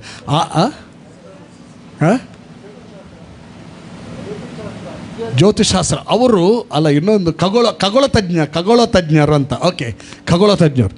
ಅವರು ಆಕಾಶದ ಪ್ರತಿಯೊಂದು ಸ್ಟಾರ್ ಅಂದರೆ ಏನು ಎಲ್ಲ ಜ್ಞಾನವನ್ನು ಪಡ್ಕೊಂಡವರು. ಅವರಿಗೆ ಯಾವಾಗಲೂ ಮೇಲೆ ನೋಡುವ ಅಭ್ಯಾಸ ಅಲ್ಲ. ಸ್ಟಾರ್ ನೋಡಿ ಮಾತಾಡುವವರೆಲ್ಲ ಸ್ಟಾರ್ ನೋಡ್ತದೋ, ಒಂದು ಹೊಸ ಸ್ಟಾರ್ ತೋಜೊಂದುಂಟು, ಓಹ್ ಕ್ರಿಸ್ತನನ್ನು ಸೂಚಿಸುವ ಸ್ಟಾರ್ ಕಾಣ್ತಾ ಉಂಟು. ಹೋಗುವಪ್ಪ, ಅವರಿಗೆ ಪ್ರಕಟ ಆಯಿತು, ಗೊತ್ತಾಯಿತು. ಮೇ ಬಿ ನಾನು ಎಣಿಸ್ತೇನೆ ಬೈಬಲ್ ಪಂಡಿತರು ಕೂಡ ಅದೇ ಅಭಿಪ್ರಾಯ ಪಟ್ಟಿದ್ದಾರೆ. ಇವರು ಜ್ಞಾನಿಗಳಾದದ್ರಿಂದ ಸ್ವಲ್ಪ ಧರ್ಮಶಾಸ್ತ್ರದ ಕುರಿತಾಗಿ ಕೂಡ ಅವರು ಸ್ಟಡಿ ಮಾಡಿದ್ದಿರ್ಬೋದು. ಈಗ ಬೇರೆ ಧರ್ಮಿ, ಇವರು ಅನ್ಯರಾಯ್ತಾ. ಜೋಯ್ಸರು ಜೂಬಿಷ್ಗಳಲ್ಲ, ಜೋಯಿಸರ್ ಅನ್ಯರು. ಮೇ ಬಿ ಜ್ಞಾನಿಗಳು, ಈ ಜ್ಞಾನಿಗಳೇನು ಮಾಡ್ತಾರೆ ಗೊತ್ತುಂಟ, ಎಲ್ಲ ಧರ್ಮಗ್ರಂಥಗಳನ್ನು ರೆಫರ್ ಮಾಡ್ತಾರೆ ಅವರು. ಕೆಲವು ಬೈಬಲ್ ಪಂಡಿತರ ಅಭಿಪ್ರಾಯ, ಕ್ರಿಸ್ತನ ಬಗ್ಗೆ ಸ್ವಲ್ಪ ಅವರು ಸ್ಟಡಿ ಮಾಡಿರ್ಬೋದು. ಹಾಗೆ ಆತನು ತೋರಿಸುವ ಸ್ಟಾರ್ ಕಂಡಾಗ ಅನ್ಯರು ಕೂಡ ಆ ಸ್ಟಾರ್ ತೋರಿಸಿದ ಹಾಗೆ ಬರ್ತಾರೆ. ಮಧ್ಯದಲ್ಲಿ ಸ್ವಲ್ಪ ಡೈವರ್ಟ್ ಆದರು, ಆದರೆ ತಿರುಗಿ ಮತ್ತೆ ಪುನಃ ಸ್ಟಾರ್ ಕಾಣಿಸಿಕೊಳ್ತದೆ. ಅರಮನೆಗೆ ಹೋಗಿ ಒಂದು ಎಡವಟ್ಟು ಮಾಡಿ ಪುನಃ ಹಿಂದೆ ಬರ್ತಾರೆ, ಪುನಃ ಸ್ಟಾರ್ ಕಾಣಿಸ್ಕೊಳ್ತದೆ. ಆ ಸ್ಟಾರ್ ಬಂದು ಯೇಸು ಜನಿಸಿದ ಪ್ಲೇಸಲ್ಲಿ ನಿಲ್ತದೆ. ಇವತ್ತು ಕ್ರೈಸ್ತ ಮನೆಗಳಲ್ಲಿ ಸ್ಟಾರ್ ಕಟ್ಟುವಂಥ ಉದ್ದೇಶ ಏನು ಗೊತ್ತಾ? ಯೇಸು ಜನಿಸಿ ಬಂದಿದ್ದಾನೆಂಬುದಾಗಿ ಸೂಚನೆ ಅದು ಅಲ್ವಾ? ಯೇಸು ಜನಿಸಿ ಬಂದಂಥ ಒಂದು ಸೂಚನೆ. ಆ ಸ್ಟಾರಲ್ಲಿ ಯೇಸು ಇದ್ದಂಥ ಸ್ಥಳದಲ್ಲಿ ಹೋಗಿ ನಿಲ್ಲೋದು. ಹಾಗಾದರೆ ಒಂದು ಬೇಜಾರೇನು ಗೊತ್ತೇ? ಇವತ್ತು ಯೇಸು ಇಲ್ಲಿ ಇದ್ದಾನಂತ ತೋರಿಸಿದರೆ, ಒಂದು ವೇಳೆ ಆ ಸ್ಟಾರನ್ನು ನಾವು ನಿನ್ನ ಒಳಗೆ ನೋಡಿ ಒಳಗೆ ಹೋದರೆ ಅಲ್ಲಿ ಬೇರೆಯವರೇ ಇದ್ದಾರೆ, ಹೊರಗೆ ಓಡಿ ಬರಬೇಕು. ಒಂದು ರಾಂಗ್ ಸ್ಟಾರ್, ಒಂದು ರೈಟ್ ಸ್ಟಾರ್ ಹತ್ತು. ಲೋಕ ಈ ಕ್ರಿಸ್ತ ಜಯಂತಿಯ ಕಾರಣ ಹಿಡ್ಕೊಂಡು ಲೋಕ ಎಲ್ಲಿ ಕಾಣಿಸ್ತಾ ಉಂಟು ಅದು ರೈಟ್ ಸ್ಟಾರ್ ಅಲ್ಲ. ಎಲ್ಲಿ ಕ್ರಿಸ್ತನನ್ನು ಕಾಣಿಸ್ತದೋ ಅದು ರೈಟ್ ಸ್ಟಾರ್. ಹಲ್ಲೆಲೂಯಾ. ಈ ಸ್ಟಾರ್ ಇವರಿಗೆ ಕಾಣಿಸಿಕೊಂಡ ಸ್ಟಾರ್ ಅದು ಕ್ರಿಸ್ತನನ್ನೇ ತೋರಿಸುವ ಸ್ಟಾರ್. ಸ್ಟಾರ್ಗಳಲ್ಲಿ ಬೇರೆ ಬೇರೆ ಜನರನ್ನು ತೋರಿಸುವ ಸ್ಟಾರ್ ಉಂಟು. ಇವನ್ ಚರಿತ್ರೆ ಹೇಳ್ತದೆ, ನಾನು ಅದನ್ನು ದೃಢವಾಗಿ ಹೇಳುವುದಿಲ್ಲ. ಇವನು ಕೂಡ ಒಬ್ಬ ಸ್ಟಾರ್ನ ಒಪ್ಪದಿಲ್ಲ. ಯಾರು? ಸೈತಾನನು. ಅವನ ವಿಷಯದಲ್ಲಿ ಕೂಡ ಒಂದು ಸ್ಟಾರ್ ಇದೆ, ಗೊತ್ತುಂಟ ನಿಮಗೆ? ಇವತ್ತು ತಿಳ್ಕೊಳ್ಳಿ, ಸಂಭ್ರಮಿಸುವಂಥ ನಮ್ಮ ಮನೆಯಲ್ಲಿಂತ ಸ್ಟಾರ್ ಜೋಯಿಸರಿಗೆ ಕಾಣಿಸಲ್ಪಟ್ಟ ನಿಜವಾದ ಸ್ಟಾರ್ ಆಗಬೇಕಾದ್ರೆ ವರ್ಡ್ ಆಫ್ ಗಾಡ್ನ ಬೇಸಲ್ಲಿ ಸಂಭ್ರಮ ಇರಬೇಕು. ದೇವರ ವಾಕ್ಯದ ಅಡಿಪಾಯದಲ್ಲಿ ನಮ್ಮ ಸಂತೋಷ ಇರಬೇಕು. ಅದು ರೈಟ್ ಸ್ಟಾರ್, ಜೀಸಸ್ನ ಸ್ಟಾರೇ. Hallelujah, hallelujah. ಅದಕ್ಕೆ ಯೇಸುವನ್ನು ಕಂಡುಕೊಂಡ ಅನುಭವ, ದೇವರ ವಾಕ್ಯಕ್ಕೆ ಬಿಟ್ಟುಕೊಟ್ಟ ಅನುಭವ ನಮ್ಮದಾಗಿರಬೇಕು. ಹಲ್ಲೆಲೂಯಾ. ಕೊನೆಯದಾಗಿ ಏನಾಯ್ತು ಗೊತ್ತಾ? ಓಕೆ, ಯಹೂದಿಗೆ ಕುರುಬರು, ಅನ್ಯ ಜೋಯಿಸರು ಬಂದರು. ಇವರು ಹೋಗಿ, ಕುರುಬರು ಹೋಗಿ ಯಹೂದಿಗಳ ಮಧ್ಯೆ ಬೆಂಕಿ ಹಚ್ಚಿದ್ರು. ಯಾವ ಬೆಂಕಿ? ಒಳ್ಳೆ ಬೆಂಕಿ ಹಚ್ಚಿದ್ರು, ಒಳ್ಳೆ ಕಿಚ್ಚು ಹಚ್ಚಿದ್ರು. ಯಾವುದು? ಒಬ್ಬ ರಕ್ಷಕ ಹುಟ್ಟಿದ್ದಾನೆ, ನಾವು ಹೋಗಿ ನೋಡಿ ಬಂದೆವು, ನೀವು ಹೋಗಿ ಕಂಡುಕೊಳ್ಳಿ. ಅದು ಗಾಸ್ಪಲ್. ಅದು ಯೇಸುವಿನ ಮರಣಕ್ಕಿಂತ ಮುಂಚಿನ ಗಾಸ್ಪಲ್ ಅವರೇ. ಯಹೂದಿಗಳಲ್ಲಿ ಹಬ್ಬಿಸಿದವರು ಕುರುಬರೇ, ಅನ್ಯರಲ್ಲಿ ಹಬ್ಬಿಸಿದವರು ಜೋಯಿಸರೇ. ಆ ನಂತರ ಯೇಸು ಸ್ವಾಮಿ ಬೆಳೆದು ಶಿಲುಬೆಯಲ್ಲಿ ಪ್ರಾಣ ಕೊಟ್ಟು ಸತ್ತು ಹೂಣಲ್ಪಟ್ಟು ಎದ್ದು ಬಂದು, ಹಲ್ಲೆಲೂಯಾ, ತನ್ನ ಶಿಷ್ಯರಿಗೆ ಕಾಣಿಸಿಕೊಂಡು ಶಿಷ್ಯರನ್ನು ಕಳಿಸಿಕೊಡ್ತಾ ಇದ್ದಾನೆ. ಆ ಶಿಷ್ಯರ ಮೂಲಕ ನಾವು ಇವತ್ತು, ಹಲ್ಲೆಲೂಯಾ, ಎದ್ದಿದ್ದೇವೆ. ಇವತ್ತು ಯೇಸುವನ್ನು ತೋರಿಸಿಕೊಡುವಂಥ ಸ್ಟಾರ್ಗಳು ನಾವೇ ಆಗಿರಬೇಕು. Hallelujah, hallelujah, hallelujah. ಇವತ್ತು ಮನೆಗಳಲ್ಲಿ ಸಂತೋಷ. ನಾನು ಸಹ ಸಂಭ್ರಮಿಸ್ತಾ ಇದ್ದೇನೆ. ನನಗೆ ಯಾವ ಖುಷಿ ಗೊತ್ತುಂಟ? ನನ್ನ ಆತ್ಮ ಪಾಪದ ಬಂಧನದಲ್ಲಿ ಬಿಡುಗಡೆಯಾಗಿದೆ. ಖಂಡಿತವಾಗಿ ನಾನು ಒಂದು ವೇಳೆ ಈ ಲೋಕ ಬಿಡುವುದಾದರೆ ಅಥವಾ ಕ್ರಿಸ್ತನು ಬರುವುದಾದರೆ ಆತನ ಜೊತೆ ಹೋಗ್ತೇನೆ. ಅದಕ್ಕೆ ಸಂಭ್ರಮ. ನನ್ನ ಸ್ವಾಮಿ ಜನಿಸಿ ಬಂದದ್ದು ನನಗೆ ಸಂತೋಷ ಉಂಟು ಮಾಡಿದೆ. ಆ ಸಂತೋಷಕ್ಕಿಂತ ದೊಡ್ಡ ಯಾವುದೇ ಎಂಜಾಯ್ಮೆಂಟ್ ಅಲ್ಲ. Hallelujah, hallelujah. ಇವತ್ತು ಸ್ಟಾರು ಖಾಲಿ ಪೇಪರ್ನ ಸ್ಟಾರು, ಹೊರಗೆ ನೇತಾಡುವ ಸ್ಟಾರ್ ಮಾತ್ರ ಆಗಿರಬಾರ್ದು. ಯೇಸು ಕ್ರಿಸ್ತನನ್ನು ತೋರ್ಪಡಿಸಿಕೊಡುವಂಥ ಸ್ಟಾರ್ಗಳು. ಯೇಸು ಕ್ರಿಸ್ತನನ್ನು ಕಂಡುಕೊಂಡಂಥ ನಾವು ಯೇಸು ಕ್ರಿಸ್ತನನ್ನು ತೋರ್ಪಡಿಸುವ ಸ್ಟಾರ್ ನಾವಾಗಿರ್ಬೇಕು. ಹಲ್ಲೆಲೂಯಾ. ಎಲ್ಲಿ ಬರೆದಿದೆ? ಫಿಲಿಪಿಯವರಿಗೆ ಬರೆದ ಪತ್ರಿಕೆ 2:16 ವಚನ. ಸರ್ವರಿಗೂ ನೀವು ಜೀವದಾಯಕ ವಾಕ್ಯವನ್ನು ತೋರ್ಪಡಿಸಿಕೊಡುವಂಥ ಎಂತಾಗಿದ್ದಾರೆ? ಲೋಕದಲ್ಲಿ ಹೊಳೆಯುವ ಜ್ಯೋತಿರ್ಮಂಡಲಗಳಂತ ಇದ್ದೀರಿ. ಸ್ಟಾರ್ಗಳು, ಜ್ಯೋತಿರ್ಮಂಡಲಗಳಂತ ಇದ್ದೀರಿ. ಹಲ್ಲೆಲೂಯಾ. 2:16 ಹೇಳ್ತದೆ, ಇವರೊಳಗೆ ನೀವು ಸರ್ವರಿಗೂ ಜೀವದಾಯಕ ವಾಕ್ಯವನ್ನು ತೋರಿಸಿಕೊಡುವವರಾಗಿದ್ದು ಲೋಕದೊಳಗೆ ಹೊಳೆಯುವ ಜ್ಯೋತಿರ್ಮಂಡಲಗಳಂತೆ ಕಾಣಿಸುವವರಾಗಿದ್ದೀರಲ್ಲ. ಹಾಗಾದ್ರೆ ನಿಜವಾದ ಸ್ಟಾರ್ ಯಾರು? ಬೈಬಲ್ನ ಪ್ರಕಾರ ನಿಜವಾದ ಸ್ಟಾರ್ಗಳು ಯಾರು? ಸ್ಟಾರ್ನ ಕೆಲಸ ಏನು? ಲೋಕರಕ್ಷಕನ ಬಳಿಗೆ ನಾನು ಬಂದ ನಂತರ ನಾನೇ ಆ ಒಂದು ಕ್ರಿಸ್ತನ ಸ್ಟಾರ್ ಆಗಿ ಅನೇಕರ ಆ ಕುರುಬರ ಹಾಗೆ, ಆ ಜೋಯ್ಸರ ಹಾಗೆ ತಮ್ಮ ತಮ್ಮ ದೇಶದಲ್ಲಿ, ತಮ್ಮ ತಮ್ಮ ಪಟ್ಟಣದಲ್ಲಿ, ತಮ್ಮ ತಮ್ಮ ಜನರ ಬಳಿಯಲ್ಲಿ ನಾವು ಕ್ರಿಸ್ತನ ಬಳಿಗೆ ನಡೆಸುವ ಸ್ಟಾರ್ ನಾವು. ಹಲ್ಲೆಲೂಯ. ಎರಡನೇದಾಗಿ ನಾವು ಈಗ ಲೈಟ್, ಎಲ್ಲ ಕಡೆ ಲೈಟ್ ಇದೆ ಅಲ್ವಾ, ಸಂತೋಷ. ಆದರೆ ನಿಜವಾದ ಲೈಟ್ ಯಾವುದು? ನಾನೊಂದು ಕೆಲವು ಲೈಟ್ ತಂದು ಹಾಕಿದೆ, ಅದು ಎರಡೇ ದಿನ ಪುಡ್ಕ ಪುಸ್ಕಾಯಿತು, ಗಡಿ ಹಾಕಬೇಕಾಯ್ತು. ಆದರೆ ಯೇಸುವನ್ನು ಅಂಗೀಕಾರ ಮಾಡಿಕೊಂಡಂಥ ನಿಜವಾದ ಲೈಟ್ ನಾವೇ ಆ ಬೆಳಕು. ಹಲ್ಲೆಲೂಯ. 5ನೇ ಅಧ್ಯಾಯ ಮತ್ತಾಯನ ಸುವಾರ್ತೆ 13ನೇ ವಚನ. 5ನೇ ಅಧ್ಯಾಯ ಮತ್ತಾಯನ ಸುವಾರ್ತೆ 13ನೇ ವಚನ. ನೀವು ಭೂಮಿಗೆ ಉಪ್ಪಾಗಿದ್ದೀರಿ, ಉಪ್ಪು ಸಪ್ಪಗಾದರೆ ಅದಕ್ಕೆ ಇನ್ನಾತರಿಂದ ಉಪ್ಪಿನ 14ನೇ ವಚನ. ಓಕೆ. ನೀವು ಲೋಕಕ್ಕೆ ಬೆಳಕಾಗಿದ್ದೀರಿ, ಗುಡ್ಡದ ಮೇಲೆ ಕಟ್ಟಿರೋ ಸಾಕು. ನೀವು ಲೋಕಕ್ಕೆ ಬೆಳಕು ಆಗಿದ್ದೀರಿ ಅಂತ ಹೇಳ್ತದೆ. Hallelujah, hallelujah. ಹೇಗಪ್ಪ ನಾವು ಲೋಕಕ್ಕೆ ಬೆಳಕು? ನಾವು ಲೋಕಕ್ಕೆ ಹೇಗೆ ಬೆಳಕು? ಹೇಗೆ ಅಂದರೆ ತೆಗಿರಿ, ಯೋಹಾನ ಸುವಾರ್ತೆ 8ನೇ ಅಧ್ಯಾಯ 12ನೇ ವಚನ. ಯೋಹಾನ ಸುವಾರ್ತೆ 8ನೇ ಅಧ್ಯಾಯ 12ನೇ ವಚನದಲ್ಲಿ ನೋಡುವಾಗ ಅಲ್ಲಿ ಏನು ಬರ್ತಿದೆ ಗೊತ್ತುಂಟ? ಕ್ರಿಸ್ತನೇ ಆ ಬೆಳಕು. ಹಲ್ಲೆಲೂಯ. ಯೋಹಾನ ಸುವಾರ್ತೆ 8ನೇ ಅಧ್ಯಾಯ 12ನೇ ವಚನ. ಯೋಹಾನ 8:12. ಯೇಸು ತಿರುಗಿ ಅವರ ಸಂಗಡ ಮಾತಾಡಲಾರಂಭಿಸಿ, ನಾನೇ ಲೋಕಕ್ಕೆ ಬೆಳಕು, ನಾನೇ ಲೋಕಕ್ಕೆ ಬೆಳಕು, ನನ್ನನ್ನು ಅನುಸರಿಸುವವನು ಕತ್ತಲೆಯಲ್ಲಿ ನಡೆಯದೆ ಜೀವ ಕೊಡುವ ಬೆಳಕನ್ನು ಹೊಂದಿದವನಾಗಿರುವನು. ಆಮೇನ್. ನಾವು ಲೋಕಕ್ಕೆ ಬೆಳಕಂದ್ರೆ ಕ್ರಿಸ್ತನೇ ಆ ನಿಜವಾದ ಬೆಳಕು. ಕ್ರಿಸ್ತನಲ್ಲಿದ್ದುಕೊಂಡು ದೇವರ ವಾಕ್ಯದಲ್ಲಿ ನಾವು ನಡೆಯುವಾಗ ಜೀವ ಕೊಡುವಂಥ ಬೆಳಕಾಗಿದ್ದೇವೆ. ಪ್ರಿಯರೇ, ಇದೆಲ್ಲ ಆರ್ಟಿಫಿಷಿಯಲ್ಗಳು, ಇದೆಲ್ಲ ಡೂಪ್ಲಿಕೇಟ್ಗಳು. ಅದರ ರಿಯಲ್ ಲೈಟ್ ಯಾರು ಗೊತ್ತುಂಟ? ರಿಯಲ್ ಲೈಟ್ ಯಾರು? ಜೀವ ಕೊಡುವಂಥ ಬೆಳಕು ನಾವೇ. ಕ್ರಿಸ್ತನ ಬಳಿಗೆ ನಡೆಸುವಂಥ ಸ್ಟಾರ್ ನಾವೇ, ಜೀವ ಕೊಡುವಂಥ ಬೆಳಕು ನಾವೇ. ಅಷ್ಟು ಮಾತ್ರ ಅಲ್ಲ, ಈಗ ಈ ದಿನಮಾನಗಳಲ್ಲಿ ಭಾಳ ಪರಿಮಳ ಎಲ್ಲ ಬರ್ತಾ ಉಂಟಲ್ವಾ? ಸೆಂಟಿನ ಪರಿಮಳ ಇರ್ಬೋದು, ಅಡುಗೆಯ ಪರಿಮಳ ಇರ್ಬೋದು, ತಿಂಡಿಯ ಪರಿಮಳ, ಅದೆಲ್ಲ ಡೂಪ್ಲಿಕೇಟ್ ಪರಿಮಳಗಳು.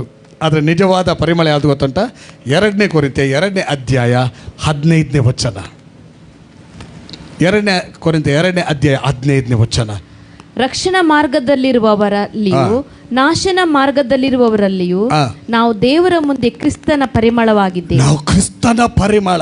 ಒಂದು ವೇಳೆ ಕ್ರಿಸ್ತನ ಪರಿಮಳ ಬೀರದೆ ಯಾರ್ದೋ ಪರಿಮಳ ಬೀರಿದ್ರೆ ಒಂದು ದಿನ ನಾನು ನೀನು ಲೆಕ್ಕ ಕೊಡಬೇಕಾಗ್ತದೆ.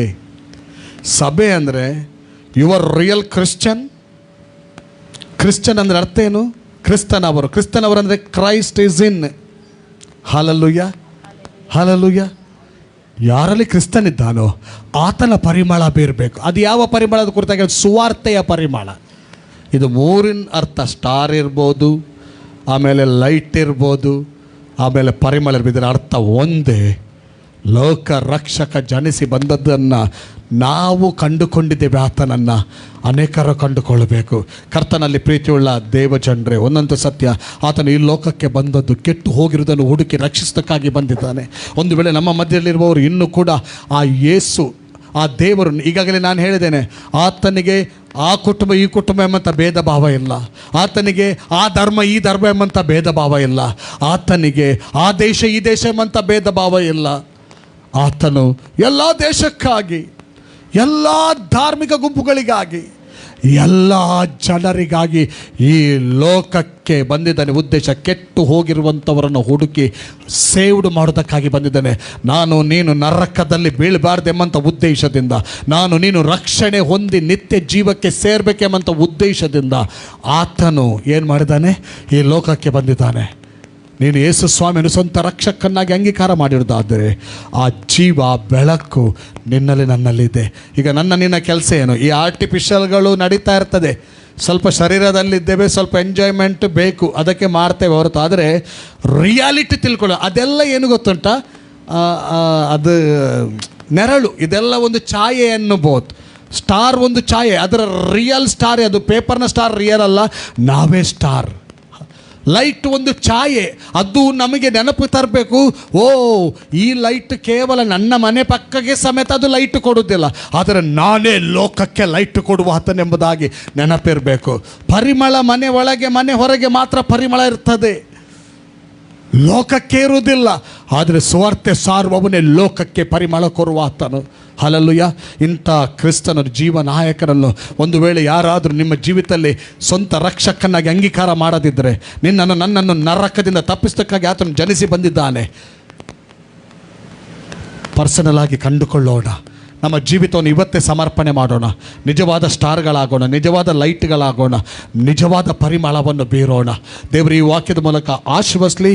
ಲೈವ್ನಲ್ಲಿ ಈಗ ನೋಡ್ತಿರುವಂಥ ಪ್ರಿಯರೇ, ನೀವು ನಿಮ್ಮ ಸ್ಥಳದಲ್ಲಿ ಸ್ಟಾರ್ಗಳಾಗಿ, ಲೈಟ್ಗಳಾಗಿ, ಪರಿಮಳವಾಗಿ ಪ್ರಜ್ವಲಿಸಿರಿ.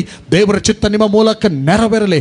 ಆ ಕುರುಬರ ಹಾಗೆ, ಆ ಜೋಯಿಷರ ಹಾಗೆ ನಿಮ್ಮ ಮೂಲಕ ದೇವರ ಸುವಾರ್ತೆ ಎಲ್ಲ ಕಡೆ ಪ್ರಖ್ಯಾತಿಗೆ ಬರಲಿ. ಮತ್ತಾಯನ ಸುವಾರ್ತೆ 24:14 ಹೇಳ್ತದೆ ಪ್ರಿಯರೇ, ಏನು ಹೇಳ್ತದೆ ಅಂದರೆ, ಸಾಕ್ಷಿಗಾಗಿ ಸರ್ವ ಲೋಕಕ್ಕೆ ಸುವಾರ್ತೆ ಸಾರಲ್ಪಡುವುದು, ಆಗ ಅಂತ್ಯವು ಬರುವುದು. ಹಾಗಾದರೆ ನಮ್ಮ ಜವಾಬ್ದಾರಿ ನಾವು ಮಾಡುವುದಕ್ಕೆ ಎಚ್ಚರಗೊಳ್ಳೋಣ. Hallelujah, hallelujah, hallelujah. ಈ ಒಂದು ಸುಸಂದರ್ಭದಲ್ಲಿ ಒಬ್ಬ ಮನುಷ್ಯನಿಗಾದರೂ ಗಾಸ್ಪಲ್ ಕೊಡೋಣ. ಆಗ ನಿಜವಾದ ಸ್ಟಾರ್ ಆಗಿ ದೇವರ ದೃಷ್ಟಿಯಲ್ಲಿ ಕಾಣಿಸ್ಕೊಳ್ತೇವೆ, ನಿಜವಾದ ಲೈಟ್, ನಿಜವಾದ ಪರಿಮಳವಾಗಿ ಕಾಣಿಸಿಕೊಳ್ತೇವೆ. Hallelujah, hallelujah. ಬೆತ್ಲೆಹೇಮ್ ರೊಟ್ಟಿಯ ಮನೆಯಲ್ಲಿ ಜೀವ ಕೊಡುವಂಥ ರೊಟ್ಟಿ ಬಂದಿದೆ, ಆತನು ಯೇಸು ಸ್ವಾಮಿಯೇ. ಹಲ್ಲೆಲೂಯಾ. ನಿನ್ನ ಜೀವವಾಗಿದ್ದಾನೆ. ಹಲ್ಲೆಲೂಯಾ. ಎಂಥ ಒಂದು ಆನಂದ ನೋಡ್ರಿ. ನೋಡಿ, ದೇಹದ ಗಂಜಲ್ಗಳು, ಶೋಕಿಗಳು ನಿಂತು ಹೋಗ್ತದೆ. ಆತ್ಮ ನಿಲ್ಲಬಾರದು ಅಥವಾ ನರಕಕ್ಕೆ ಬೀಳಬಾರ್ದು ಎಂಬ ಉದ್ದೇಶದಿಂದ ಈ ಲೋಕಕ್ಕೆ ಬಂದಿದ್ದಾನೆ. ಹಲ್ಲೆಲೂಯಾ. ಅದರಿಂದ ಈ ವಾಕ್ಯವನ್ನು ಕೇಳುತ್ತಾ ಇರುವಾಗ ಪ್ರಿಯರೇ, ಒಂದು ತೀರ್ಮಾನಕ್ಕೆ ಬರೋಣ. ನಾನು ನನ್ನ ಕರ್ತನಿಗೆ ನನ್ನ ಜೀವಿತವನ್ನು ಒಪ್ಪಿಸಿಕೊಡ್ತಾ ಇದ್ದೇನೆ. ಆ ಕುರುಬರ ಹಾಗೆ ನಾನು ಕಂಡುಕೊಳ್ತೇನೆ. ಒಂದು ತೀರ್ಮಾನಕ್ಕೆ ಬರೋಣ. ಕಂಡುಕೊಳ್ಳೋದವರು ಕಂಡುಕೊಳ್ಳೋಣ, ಕಂಡುಕೊಂಡವರು ನಾನೇ ಸ್ಟಾರ್ ಲೈಟ್ ಪರಿಮಳವಾಗಿ ಕ್ರಿಸ್ತನಿಗಾಗಿ ನಾನು ಬಾಳುತ್ತೇನೆ ಎಂಬ ತೀರ್ಮಾನ ಮಾಡಿಕೊಳ್ಳೋಣ. ಈ ವರ್ಷದ ಈ ಕ್ರಿಸ್ಮಸ್ ಆಚರಣೆ ಒಂದು ತೀರ್ಮಾನದಿಂದ ಆಚರಣೆಯಾಗಿ ನಮ್ಮ ಜೀವಿತದಲ್ಲಿ ಒಂದು ಆಶೀರ್ವಾದದಾಯಕವಾದ ಆಚರಣೆವಾಗಿರಲಿ, ಅನೇಕರಿಗೆ ಆಶೀರ್ವಾದ ನಿಧಿಯಾದಂಥ ಆಚರಣೆಯಾಗಿರಲಿ. ಪ್ರಾರ್ಥನೆ ಮಾಡೋಣ. Thank you Jesus. ಹಲ್ಲೆಲೂಯಾ. ದೇವರಿನ ವಾಕ್ಯಕ್ಕೋಸ್ಕರ ಸ್ತೋತ್ರ, ನೀನು ಮಾತಾಡಿದಕ್ಕಾಗಿ ಸ್ತೋತ್ರ, ನಿನ್ನ ಜೀವಕ್ಕೋಸ್ಕರ ಸ್ತೋತ್ರ. ಕಂಟಿನ್ಯೂ ಆಗಿ ನಡೆಸು ರಾಜ. ಯೇಸುವಿನ ದಿವ್ಯ ನಾಮದಲ್ಲಿ ಅನೇಕರಿಗೆ ದೇವರೇ ನಿನ್ನನ್ನು ತೋರ್ಪಡಿಸುವಂಥ ಜನರಾಗುವಂತೆ ಸಹಾಯ ಮಾಡು. ಘನತೆ ಮಾನ ಮಹಿಮೆ ನಿನಗೆ ಸಲ್ಲಿಸ್ತೇವೆ. ನಿನ್ನನ್ನು ಸ್ವಂತ ರಕ್ಷಕನಾಗಿ ಅಂಗೀಕಾರ ಮಾಡುವಂಥ ಕೃಪೆ ನಮಗೆ ಸಿಕ್ಕಿದ ಹಾಗೆ ಎಲ್ಲರಿಗೂ ಸಿಗಲಿ ದೇವರೇ. ನಿನ್ನ ಜನರದ ಸಂದೇಶ, ಸಂತೋಷ ತರುವಂಥ ಸಂದೇಶ, ನರಕದಿಂದ ಬಿಡಿಸಿ ನಿತ್ಯ ಜೀವಕ್ಕೆ ಸೇರಿಸುವಂಥ ಸಂದೇಶ, ಎಲ್ಲರಿಗೋಸ್ಕರ ನೀನು ಒಬ್ಬನು ಸತ್ತಿದ್ದಿ ದೇವರೇ, ಪ್ರಾಣ ಕೊಟ್ಟಿದ್ದಿ, ನಮಗೆ ಬಿಡುಗಡೆ ಕೊಟ್ಟಿದ್ದಿ. ಸ್ತೋತ್ರ. ಆ ಬಿಡುಗಡೆ ಸಂದೇಶವನ್ನು ಎಲ್ಲ ಕಡೆ ಸಾರಿ ಜನರ ಸಂತೋಷಕ್ಕೆ ಕಾರಣರಾಗುವಂತೆ ಸಹಾಯ ಮಾಡಪ್ಪ. ಘನತೆ ಮಾನ ಮಹಿಮೆ ನಿನಗೆ ಸಲ್ಲಿಸ್ತೇವೆ. ಯೇಸು ನಾಮದಲ್ಲಿ ಬೇಡಿದ್ದೇನೆ ತಂದೆ, ಆಮೇನ್.